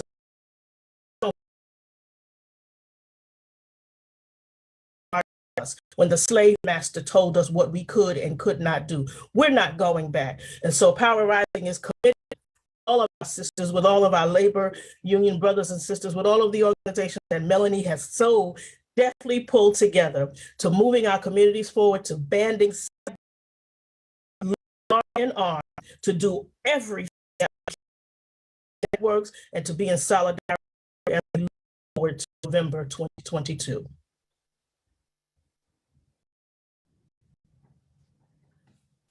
Good afternoon, everybody. I just want to say thanks to Melanie and the entire team for pulling this together. I'm gonna say 4 things really quickly. 2 things talking about what it is that we're working on at Black Voters Matter, and a couple of things talking about what we need collectively for our collective success. Again, I'm Cliff Albright, Black Voters, co-founder, executive director of Black Voters Matter. We are doing work this year in 26 different states, either directly through staff or through partnerships and partner networks of community-based groups. Part of that work is going to include the Blackest Bus in America, traveling all around the country, supporting community groups and various events. And so if you're somebody that, and we'll be working with many of the organizations that are on this call right here, if you're somebody who wants to get involved, get connected, or wants a visit from the Blackest Bus, then go on and send a text. Text "We Matter" to 25225. We Matter, one word, to 25225. Second thing in terms of what we're doing, I think this goes back to something that Dr. William Skinner said earlier. You know, we need to, as we're going around talking about these elections, and we're talking about everything from Senate all the way down to DAs and sheriffs and things of that nature. But as we're going around and trying to get these extra people in governance, we need commitments, right? We know about the battle for voting rights, and that battle is not over, but we started a voting rights contract in order to get candidates to put up front what it is that they're willing to do for voting rights. And not even that for other things like abortion rights, right? And so many other things. We've got to get those commitments. We got to get signed contracts, or else a couple extra people to Senate or to whatever level of government, and only to find out that they're not actually going to do the things that we thought that they were going to do. So again, you can text us to get connected for collective success. One, we've got to believe, the power of belief. There's going to be a lot of people over the next 4 or 5 months talking about what it is that Black voters can do and won't do and haven't done. And we've got to believe in the power. We've got to believe in this country. And then the last thing I'm going to say, along with that belief, the thing that is critical is that, and this is the thing that Tony wanted us to talk about, the power of our unity, of us working together, right? When we work together, our history shows us that we can win. We got to remember, Brother Malcolm said, we are not oppressed because we are Christian or male or female, because we light skin or dark skin. We are, and we have as much in fighting against it as those who are against us have had in implementing that oppression. When we have our belief, when we work together in unity, not only is called for, our history shows us that we will. Thank y'all. Thank you so much, Brother Cliff, and your whole team, Latasha. And I'll be on that bus, so give me a seat. And it's the power of belief. And thank you so much from our President Elsie, as well as Bishop Leah. And I know that, like as we all said, together we have to win. We have to win, right? And we know it's not going to be one off. We have to push this for a number of years. That push back against that on us. So next, she was trying to make it, but just in case, I'm not sure if Julie Green Collier, Deputy Chief of Staff for AFL-CIO, if she's on, I'm not sure. But I do know that Joteka Eden, convener, women on, Collective Education Fund is on, and Marge Baker, Executive Vice President for the American Way, is on. So if Julie's not on, we'll hear from Joteka and Stephanie and Marge.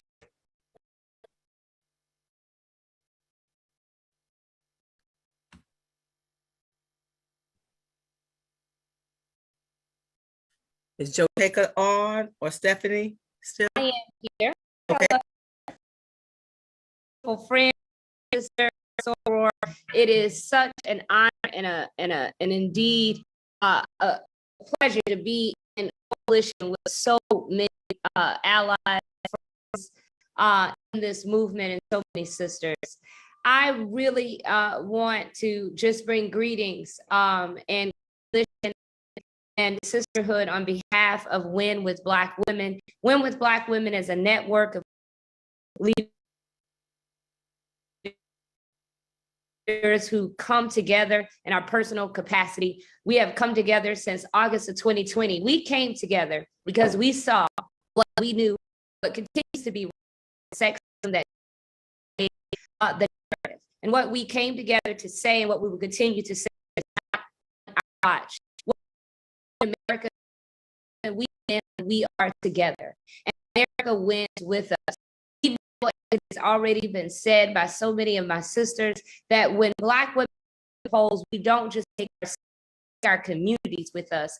We take our families with us. We take our organizations with us. We take our sororities with us. We take everyone with us to the polls. And for so many years, we as women, we have taken democracy over the line with us. And we are so committed. The women that went with Black women in coalition with all of our sisters, we are committed to doing everything that we know we must do to take democracy over the line again in November of 2022. As our brother Clifford just said, it was so important. It is important for us to understand our power.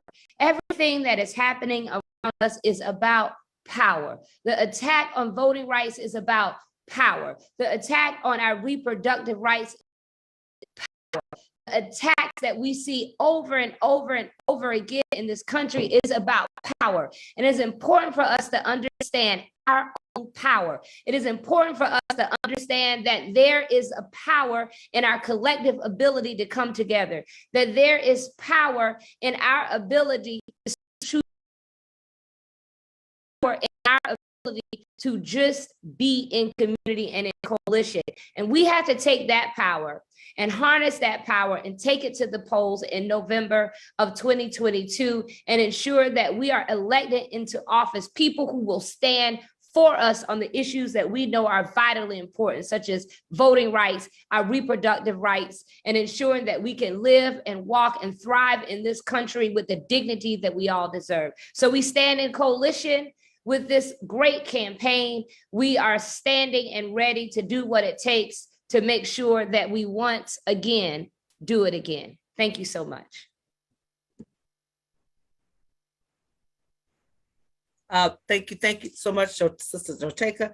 I'm not sure if Stephanie's on. I think she had to step away. Oh, she is on. Okay. All right, Stephanie, thank you. And then following her would be Marge Baker. Thank you so much, Sora Melanie. I can't thank you enough for the leadership you continue to provide to all of us. You are the great convener, and it is a privilege to stand with you. Hello, good afternoon, everyone.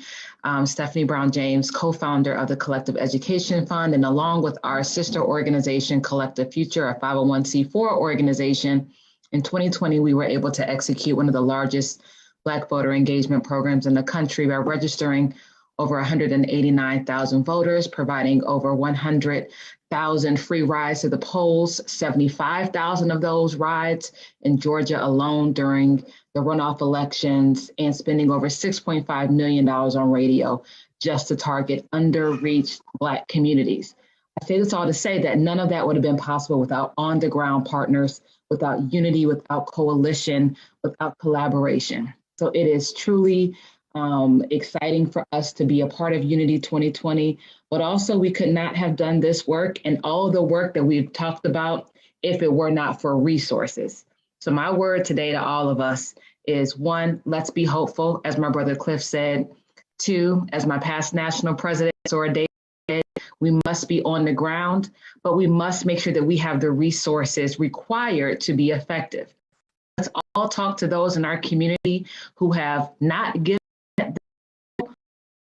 that $1 and $5 and $10 don't add up, but they do when you give it on a monthly basis. All of us need resources to do work. So let's make sure that we are in our communities, asking them to not volunteer, but also to give some change to make sure we can make change in our communities. There are lines right now not supporting the nonprofit, nonpartisan work that we all have going on. This is the time for us to call them all to the carpet, not afford to have them until October to help us do this critical work, which is most necessary now. So please know that the Collective Education Fund, Collective Future, we stand with you. We are excited for the work that Unity 2020 will surely do to change, to protect democracy in this country. Thank you. Thank you so much, Stephanie. I love that award in the background. One of our Spirit of Democracy honors.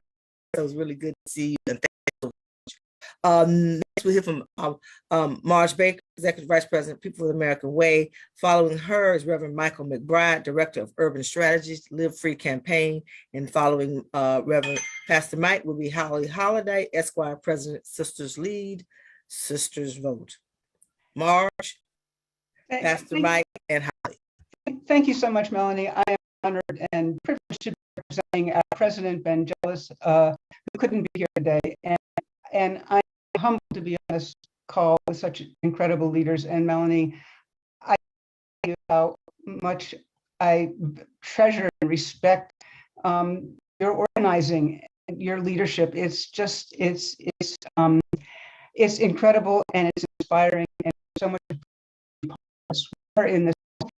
And I'll repeat what this is a midterm election where the stakes could not be higher.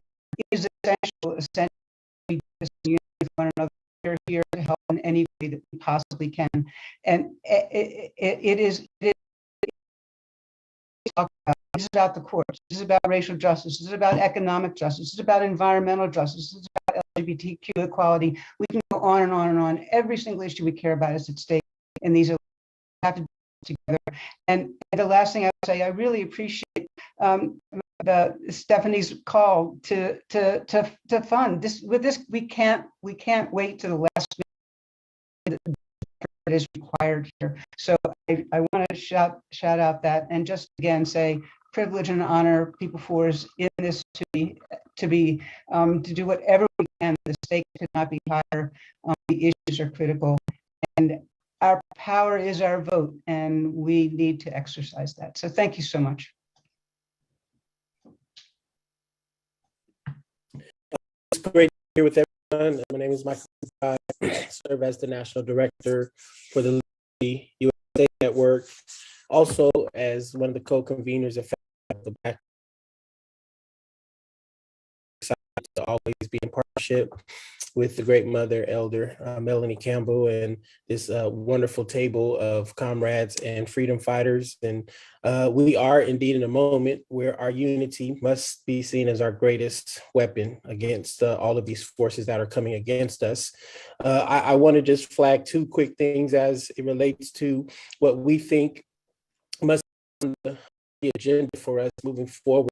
President Biden has just announced a $37 billion crime response to crime framework that will include 300,000 more police officers over the next 5 years across the country.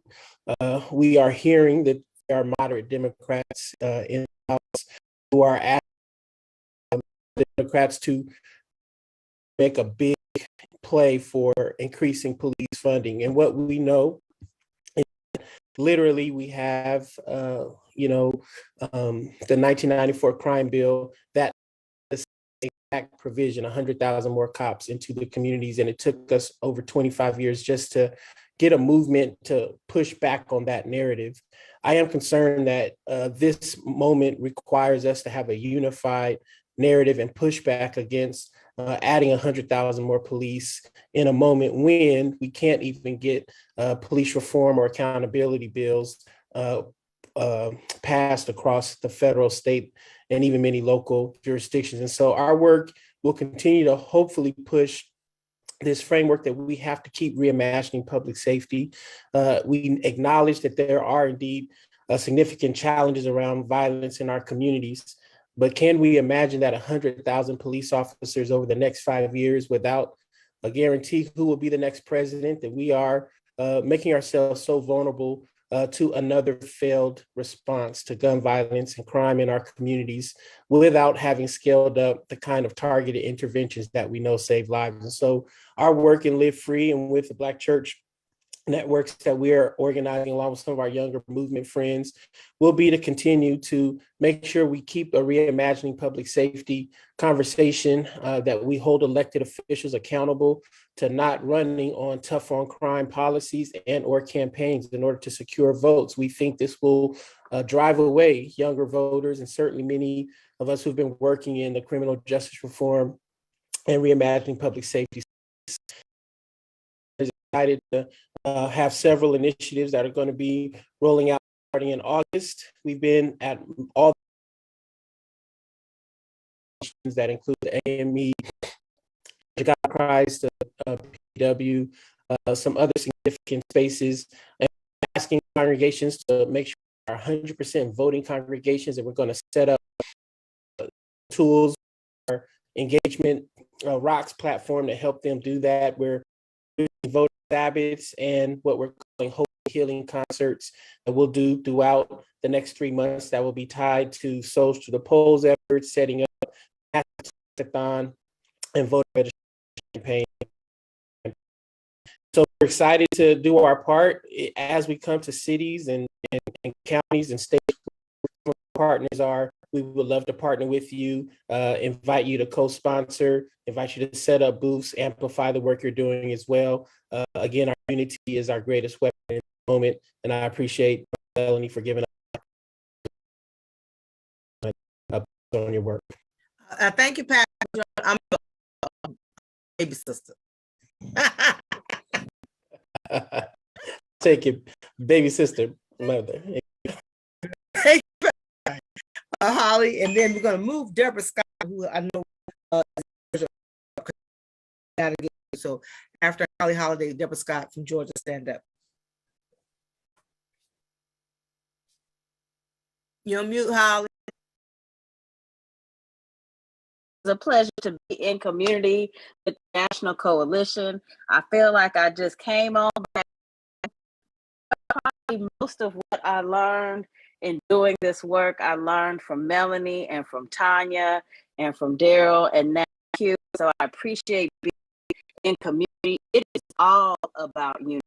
When we are utilizing our force multiplier, because we the Black community, we are influential in leading circles of all the communities in which we sit. Here at Sisters Lead, Sisters Vote, we are focused on as a force multiplier in the political space. Specifically, we're going to be looking at in about 11 states, organizing strategy conversations on the C4 side, ensuring that folks understand the plan and the connection. We talk about the importance of reproductive rights. We talk about the importance of civil rights and voting rights, but we need to make sure that voters understand and what happens during the elections. Sisters Vote charge.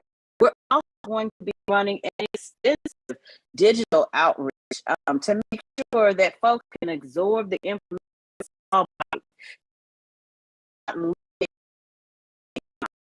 And then finally, and I think probably most importantly, we're going to be training and enabling sister leaders from across the country to lift up their voices. We want to see Black women's voices in op-eds. We want to see Black voices in social media constructs. We want to see them on television, on radio, everywhere where we feel like we want to make sure that they show up there. And we're going to do that as part of the work of this campaign. Melanie, thank you so much for having me. It is always a pleasure with you.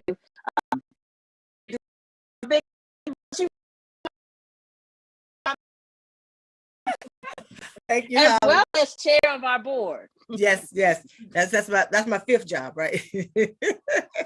But you make it easy. You make that one easy. Deborah Scott from CEO Georgia Stand Up. Following Deborah will be Corey Salter, Black Engagement Director, Building Back Together. And then I think it's Lakila Simmons, National Director, Higher Heights Leadership Fund. And closing out this segment of our meeting, and close out with Reggie Weaver, Respect My Vote, National Campaign Manager, Hip Hop. Over to you, Master. So when our votes are under attack, what do? We stand up and we fight back. That's what we've been doing. I'm here in Georgia. We just had a rally yesterday at the NCBCP. We marched together with the NAACP on reproductive justice. We 12 interns just about to graduate. And we have been working on the front line training for our Canvas leads across the state. So far, we have already, let's see, here in Georgia, we have already had 13,000 conversations, 73,000 doors knocked, and 38,000 already started this campaign. We kicked it off on January 30th. We had a primary and a runoff, and now we are getting ready for this general election. And as we're telling people, we're not talking about just 2022. We're preparing the infrastructure for 2024. This is a practice run, y'all. So we're organizing, strategizing, and mobilizing. We have young people that we are training and will continue to train throughout this year on how to organize, but also we are training other organizations on how to use the van, how to phone bank, how to canvas. So if you're in need of training on the ground, we have a 10,000 square foot office called the Movement Center, and we are training movement leaders now. We stand in coalition, of course, with the National Coalition of Civic Participation and the Black Women's Roundtable. We will be there on Wednesday on the front line at the Supreme Court with you, Mel, and we'll continue to do our work here in the South. So when we fight back, we win. So that's what our C4 is. When we vote, we win. We vote, we win. And that's the message. We're going to translate these issues to our community, but we're really doing a lot of popular education and getting people to understand what it takes to vote, how to vote, why to vote, where you can go get a free ID. What do you do? So when we fight back in terms of voter suppression, you got to get educated. Back. You know what location is. Make sure you need a free ID. Make sure you know where the water is going to be. So we have an orange book, which is akin to the green book, which is telling people all across the state where they can go get their free IDs. When we win. That's what we're doing here in Georgia under the leadership of Helen Butler, of the People's Agenda. Thank you so much, Deborah. So we'll catch up. Corey, Lakila, and Reggie. Good afternoon, everyone. Corey Saul. Thank you there. Thank you, Corey. Lakila, Reggie. Good afternoon. My name is and I currently serve as the National Director for Higher Heights Leadership Fund, and I'm honored to be here today. Sister Melanie Campbell, thank you for your leadership, the invitation to stand in solidarity with so many dynamic and phenomenal Black leaders, to lend our voice to encourage our community to mobilize, be vote ready, make a vote plan, and to get out the vote. The right to vote is the cornerstone of democracy, the greatest equalizer that we can have in this country. It is the right to cast one vote, one person, one vote. The attack on voting rights comes down to the mere fact that people only attempt to take, steal, or nefariously scheme and trick you of things that they view as powerful or something that has value. We are at a time of emergency as it pertains to voting rights, the protection of our democracy, the protection of our economy, economic security for all, racial justice, reproductive freedom, and the right to safety, and most importantly, equal protection under the law.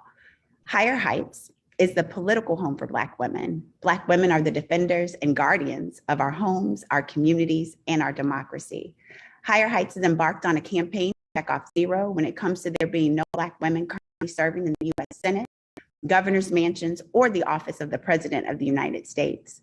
In 2022, we have witnessed the historic nomination and confirmation and swearing in of Associate Justice Ketanji Brown Jackson, and we will not stop there. We have work to do. We have U.S. senators, governors, legislatures, and judges come November that we must elect. The right to vote was bought and purchased by the bloodshed of our ancestors. Today, on the shoulders of phenomenal women like Ida B. Wells, Mary McLeod Bethune, Dorothy Heights, and Higher Heights North Star Shirley Chisholm. Campbell, Dr. Janetta B. Cole, and Dr. Clay LeBron in their absence, Dr. Daly, Attorney Janice Mathis, Bishop Leah Daughtry, and Joteka Edie as the conscience of our democracy, to declare that voting rights is the answer to demanding economic justice, racial justice, reproductive freedom, statehood for the District of Columbia. Melanie, and on behalf of Glenda C. Carr, Higher Heights Leadership's CEO, thank you for allowing us to join you today and for being a Black woman who leads. Thank you, Lakila. Thank you all for your leadership, and Glenda, we appreciate you all so very much. We say when Black women lead, we win. I think Q, you have Weaver's. Yes, ma'am. Okay. Yep, he had to run to his next meeting. But the Hip Hop Caucus is focused on 5 states for the midterms: Georgia, Louisiana, North Carolina, Pennsylvania, and Wisconsin. And their focus is registration, election protection, and addressing voter apathy among 18 to 40-year-olds from prison to understand their voting rights. So more information about voter engagement work can be found at www.respectvote.com. Thank you. Thank you so very much. And now for the final quarter of this launch, last and certainly not least, we're going to hear from some more of our state leaders, leaders in there who live in the states. That's how I like to put it. On a theme of the power is in the states and organizing updates. And so, and we want to know what's happening on the ground in these battleground mid-Atlantic states where we are focusing on for our unity campaign. These are our state affiliate leaders and partners. And so we're going to start off with the state of Florida, and then we're going to do Florida, Georgia, and Ohio. And I'm not sure, not everybody could stay on, and we get that, but I believe Solange Benton, convener, Florida Coalition on Black Civic Participation and Florida Black Women's Roundtable, is on. I'm not sure if the Black You Vote is on. If she is, Solange will bring her on. Helen Butler, Executive Director, Georgia Coalition for the People's Agenda, and Felicia Davis, convener, Clayton County, Georgia Black Women's Roundtable, and P.D. Talley, convener, Ohio Unity Coalition, co-convener, Ohio BWR, and it's on, I believe.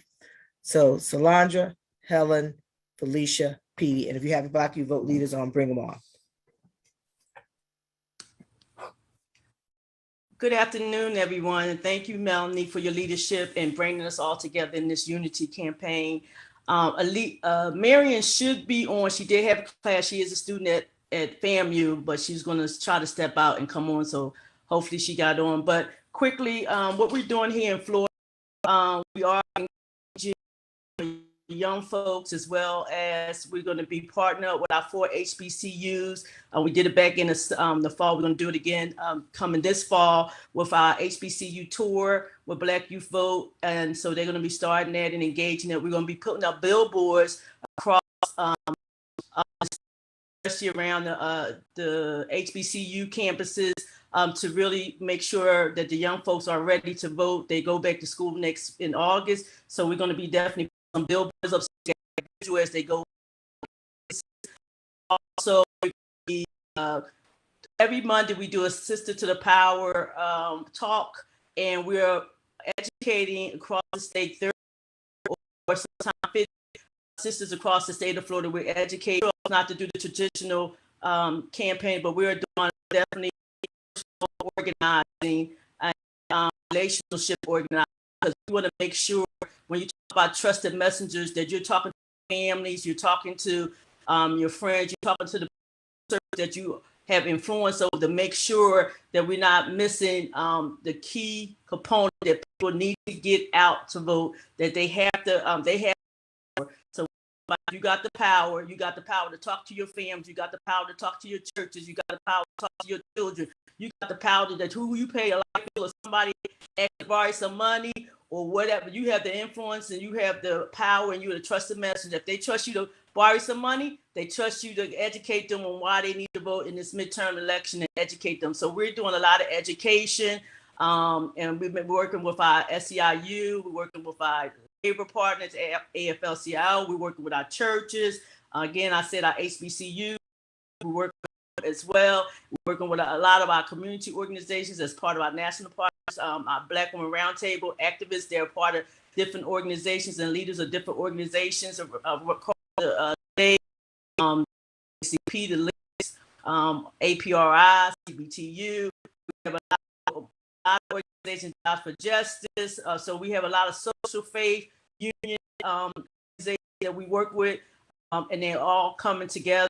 They look into our leadership as well. We're doing it. We definitely have been successful in building the Black and Brown coalition. So we're doing that. So because we have a lot going on in Florida around issues, and as we met with our young people last week, a couple of weeks ago in Orlando, from the young girls from 13 to 18, getting ready to go to college, they really have issues around schooling and also the gun violence. So we're going to make sure that we really hold on to that. So those are just, we have a lot of things going on, as you know, but we're going to cut it because we know we got other folks. Right. Okay. So remember, guys, 1 to 2 minutes. We can all get in.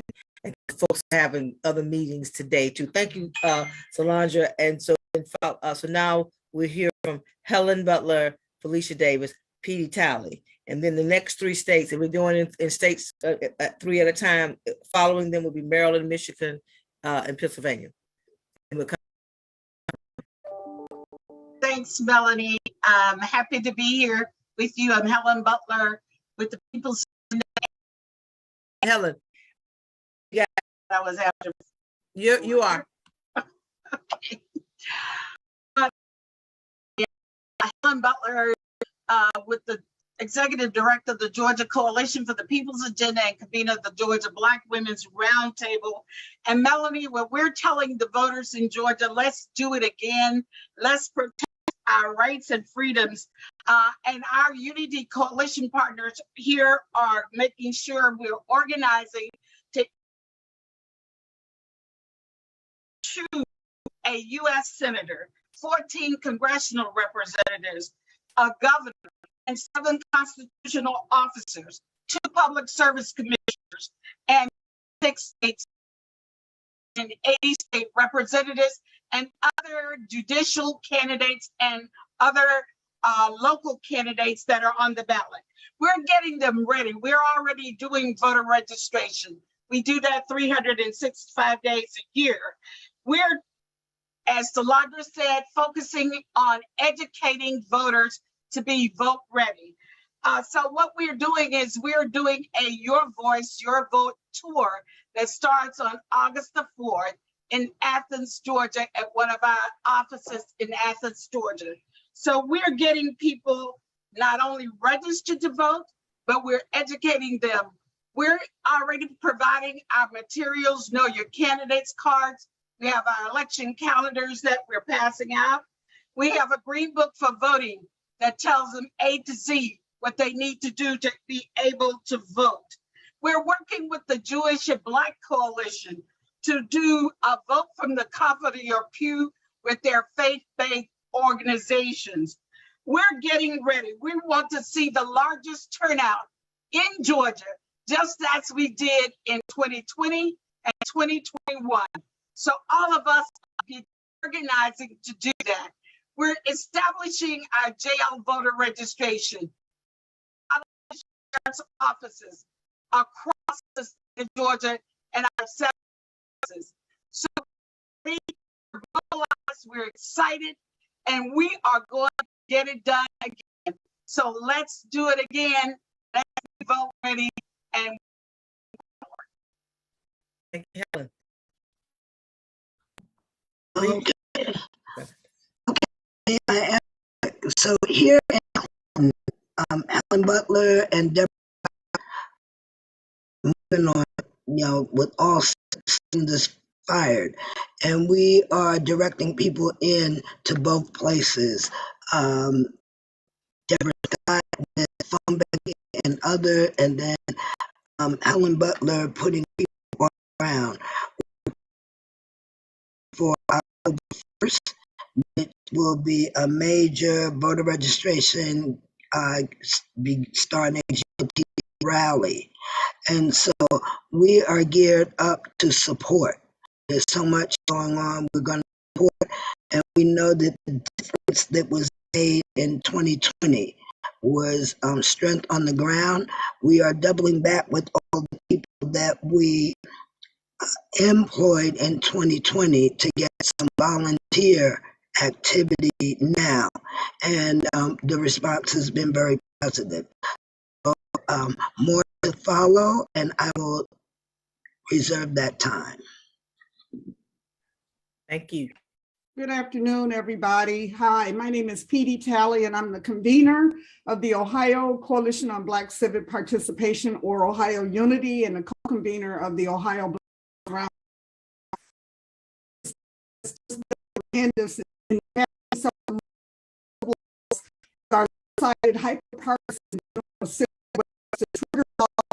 Roe v. Wade was overturned, or most recently a bill that permits Ohio adults to carry a concealed handgun without having a line.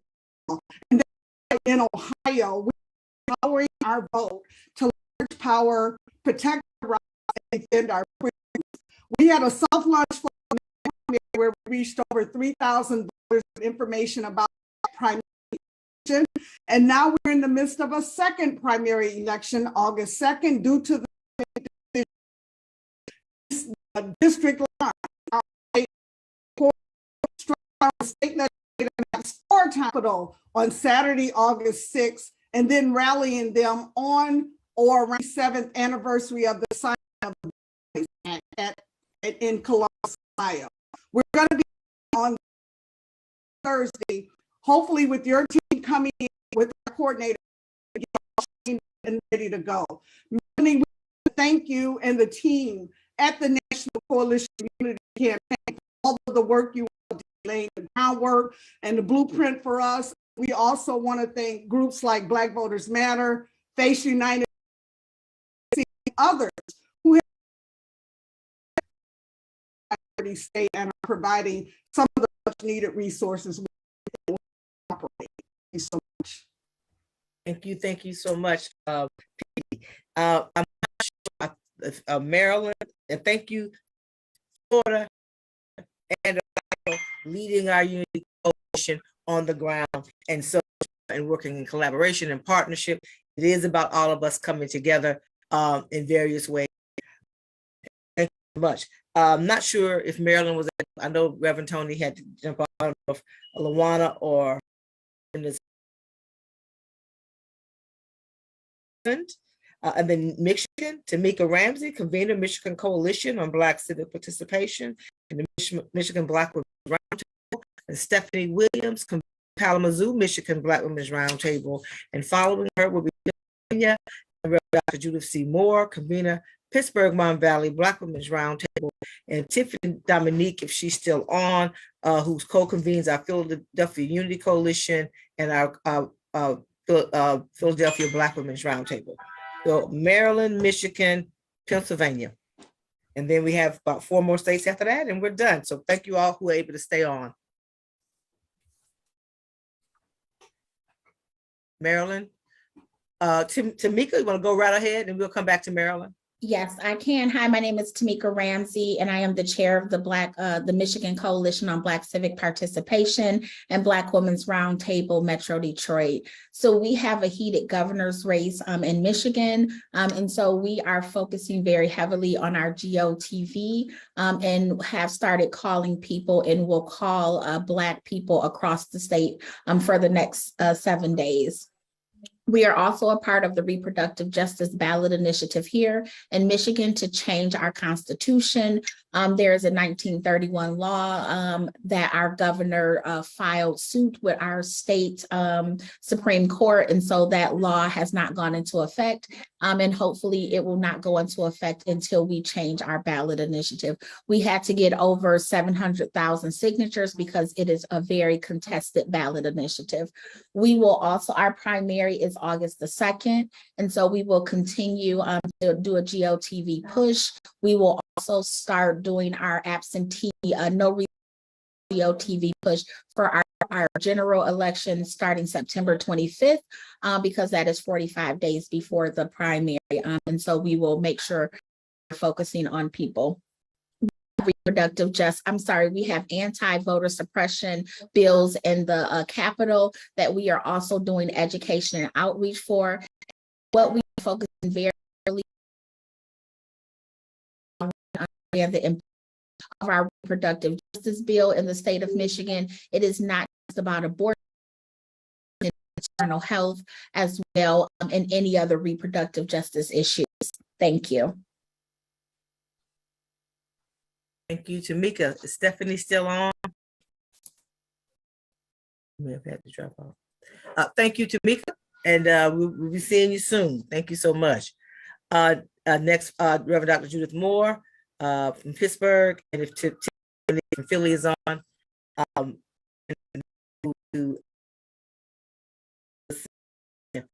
that's it for our state report. Right. Good afternoon. Thank you so much for allowing me to be here. Pittsburgh Newsflash. Our fair city should provide access and resources and improve the delivery of mental health services for Black women. It comprises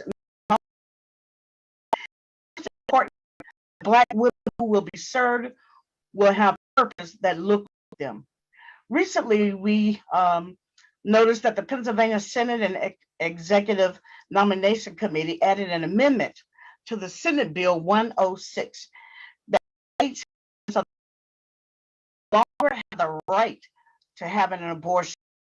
When resources are not available, it puts women who are more at risk. And we know that Pennsylvania Black women account for 44% of abortions performed in 2018.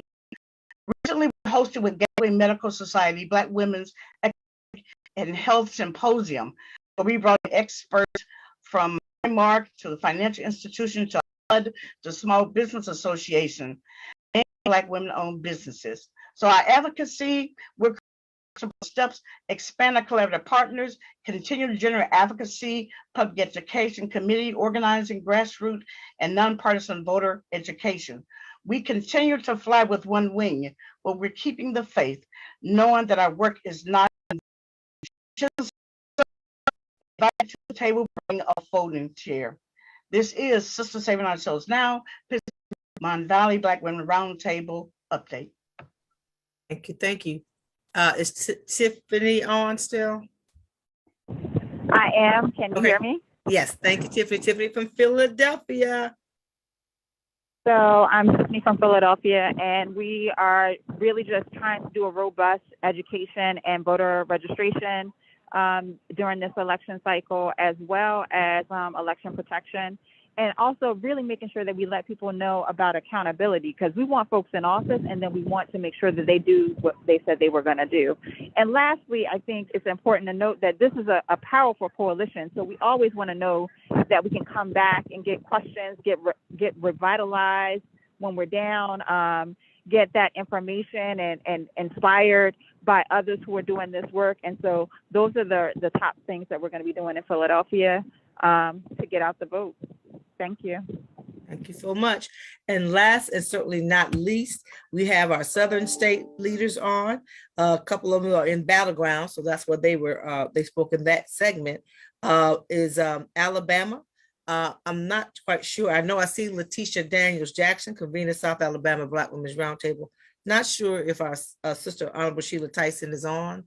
I don't see her, but I do see Cassandra Welchland, co-convener and lead organizer, Mississippi Black Women's Roundtable, Mississippi Coalition on Black Civic Participation. And I see our sister Krista Jones, founder, Vote, Lead Impact, co-convener of the Virginia Black Women's Roundtable. And I don't think I see Olita Fitzgerald.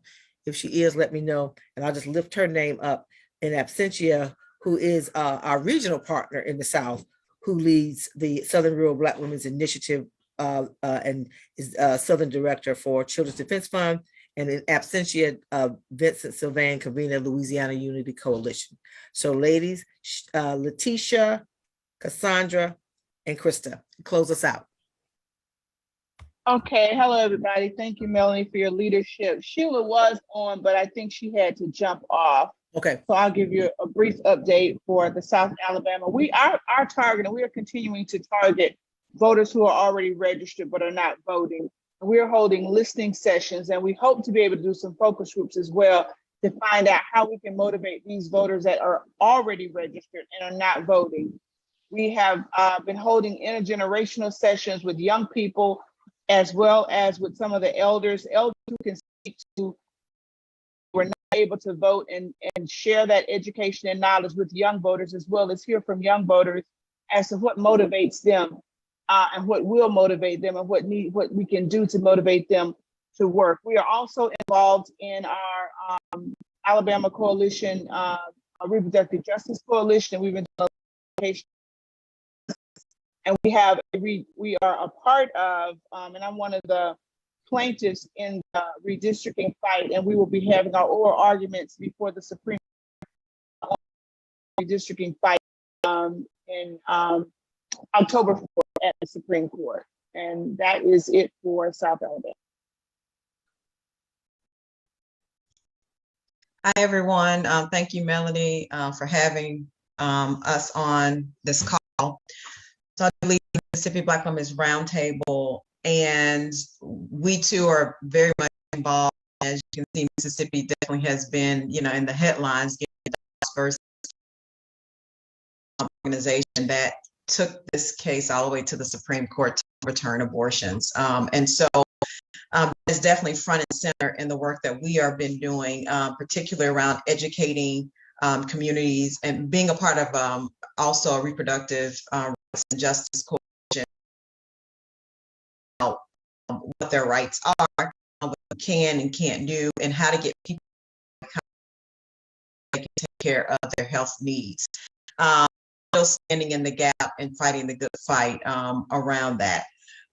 We understand that, of course, that these issues are also tied to the vote, and so we have definitely been talking with voters about the issues that concern them. So, reproductive health issues are concerning them. Of course, equal pay, issues around criminal justice reform, and so partnering really strongly with organizations to ensure that women have the information that they need. And so we have, again, launched the campaign to target infrequent, where are the infrequent Black members and where are the infrequent Black men. Communities doing some strong targeting, because we have a lot of voters that are on the rolls, but they're not turning out. And so we're being very strategic about targeting them. And so how we're doing that, we have, doing phone calls, sending information, but we're also doing judicial forums. We have a lot of Black women that are running for judges in key areas. And so we're holding forums in these areas. We have 4 forums that's on the horizon. One is coming up in the next week. And so we are doing that work. The other thing we're doing is voter education, registration, but we're doing them in partnering with beauty shops and barber shops. So going to where the people are, and we'll be doing trainers with these beauty, with these stylists and barbers. They're there every day, so we have to come in and just give them the training that they need. And then the other thing that we're doing, lastly, is that we are organizing and giving training with our Black vote. There's some incredible work over the summer. They're doing did a Know Your Power campaign a couple of years ago. They're reenacting that and doing a sneaker ball. The sneaker ball, they're out peers to engage them, vote, to register them, and to educate them on the issues, as well as about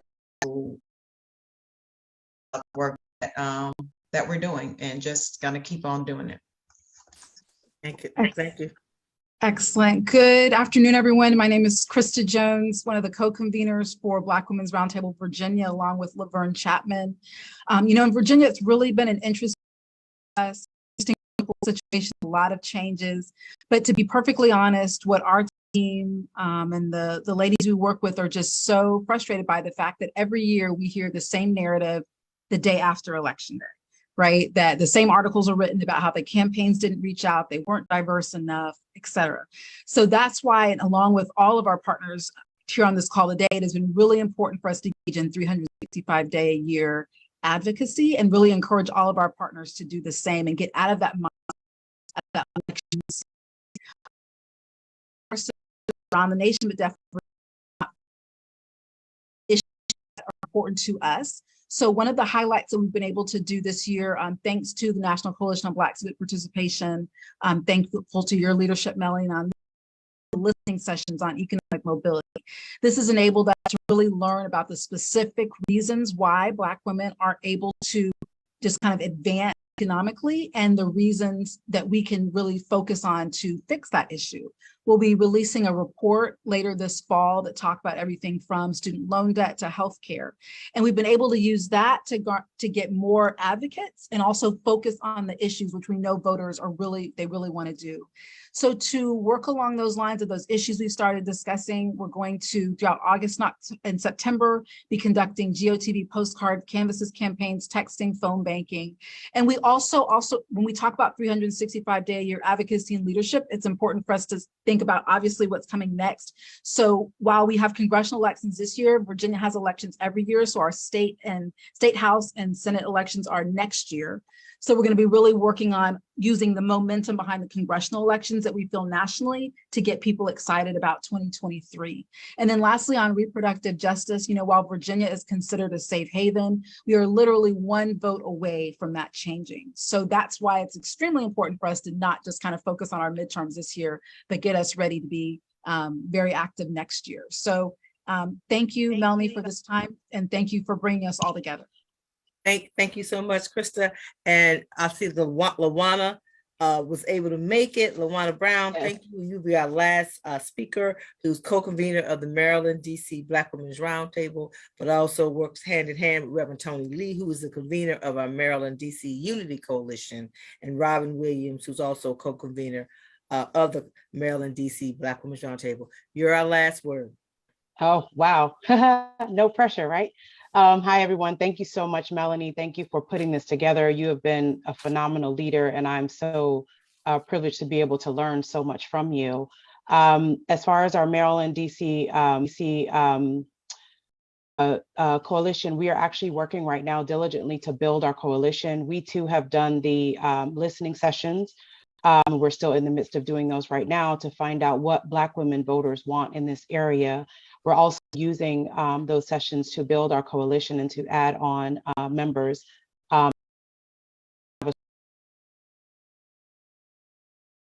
Activities that I've been hearing our other state affiliates talk about, I'm excited about building and being able to do that. We just had our midterm elections here in Maryland, so we're still waiting on those the final votes, but we definitely want to get with the candidates, because we're going to be going to the primaries. We want to get to generals, rather. We want to get with them to make sure that our voices are heard and make sure that the concerns of their constituents are met, and that they have, what questions are to what is needed and what we need them to do. And then, of course, we did what we could to push voters out for the midterms, to get them interested. We were finding that a lot of people were not interested in the candidate in voting. So we've been diligently trying to get people to understand that their vote does matter, and that without them getting involved in part of the election process, not just the generals that happened, so we need having our voices heard. And again, we're working on building a strong coalition here in the Maryland, DC area. We more forward. Thank you, LaWanna. We're going to come. Thank you, everyone. They will stay with us to the end.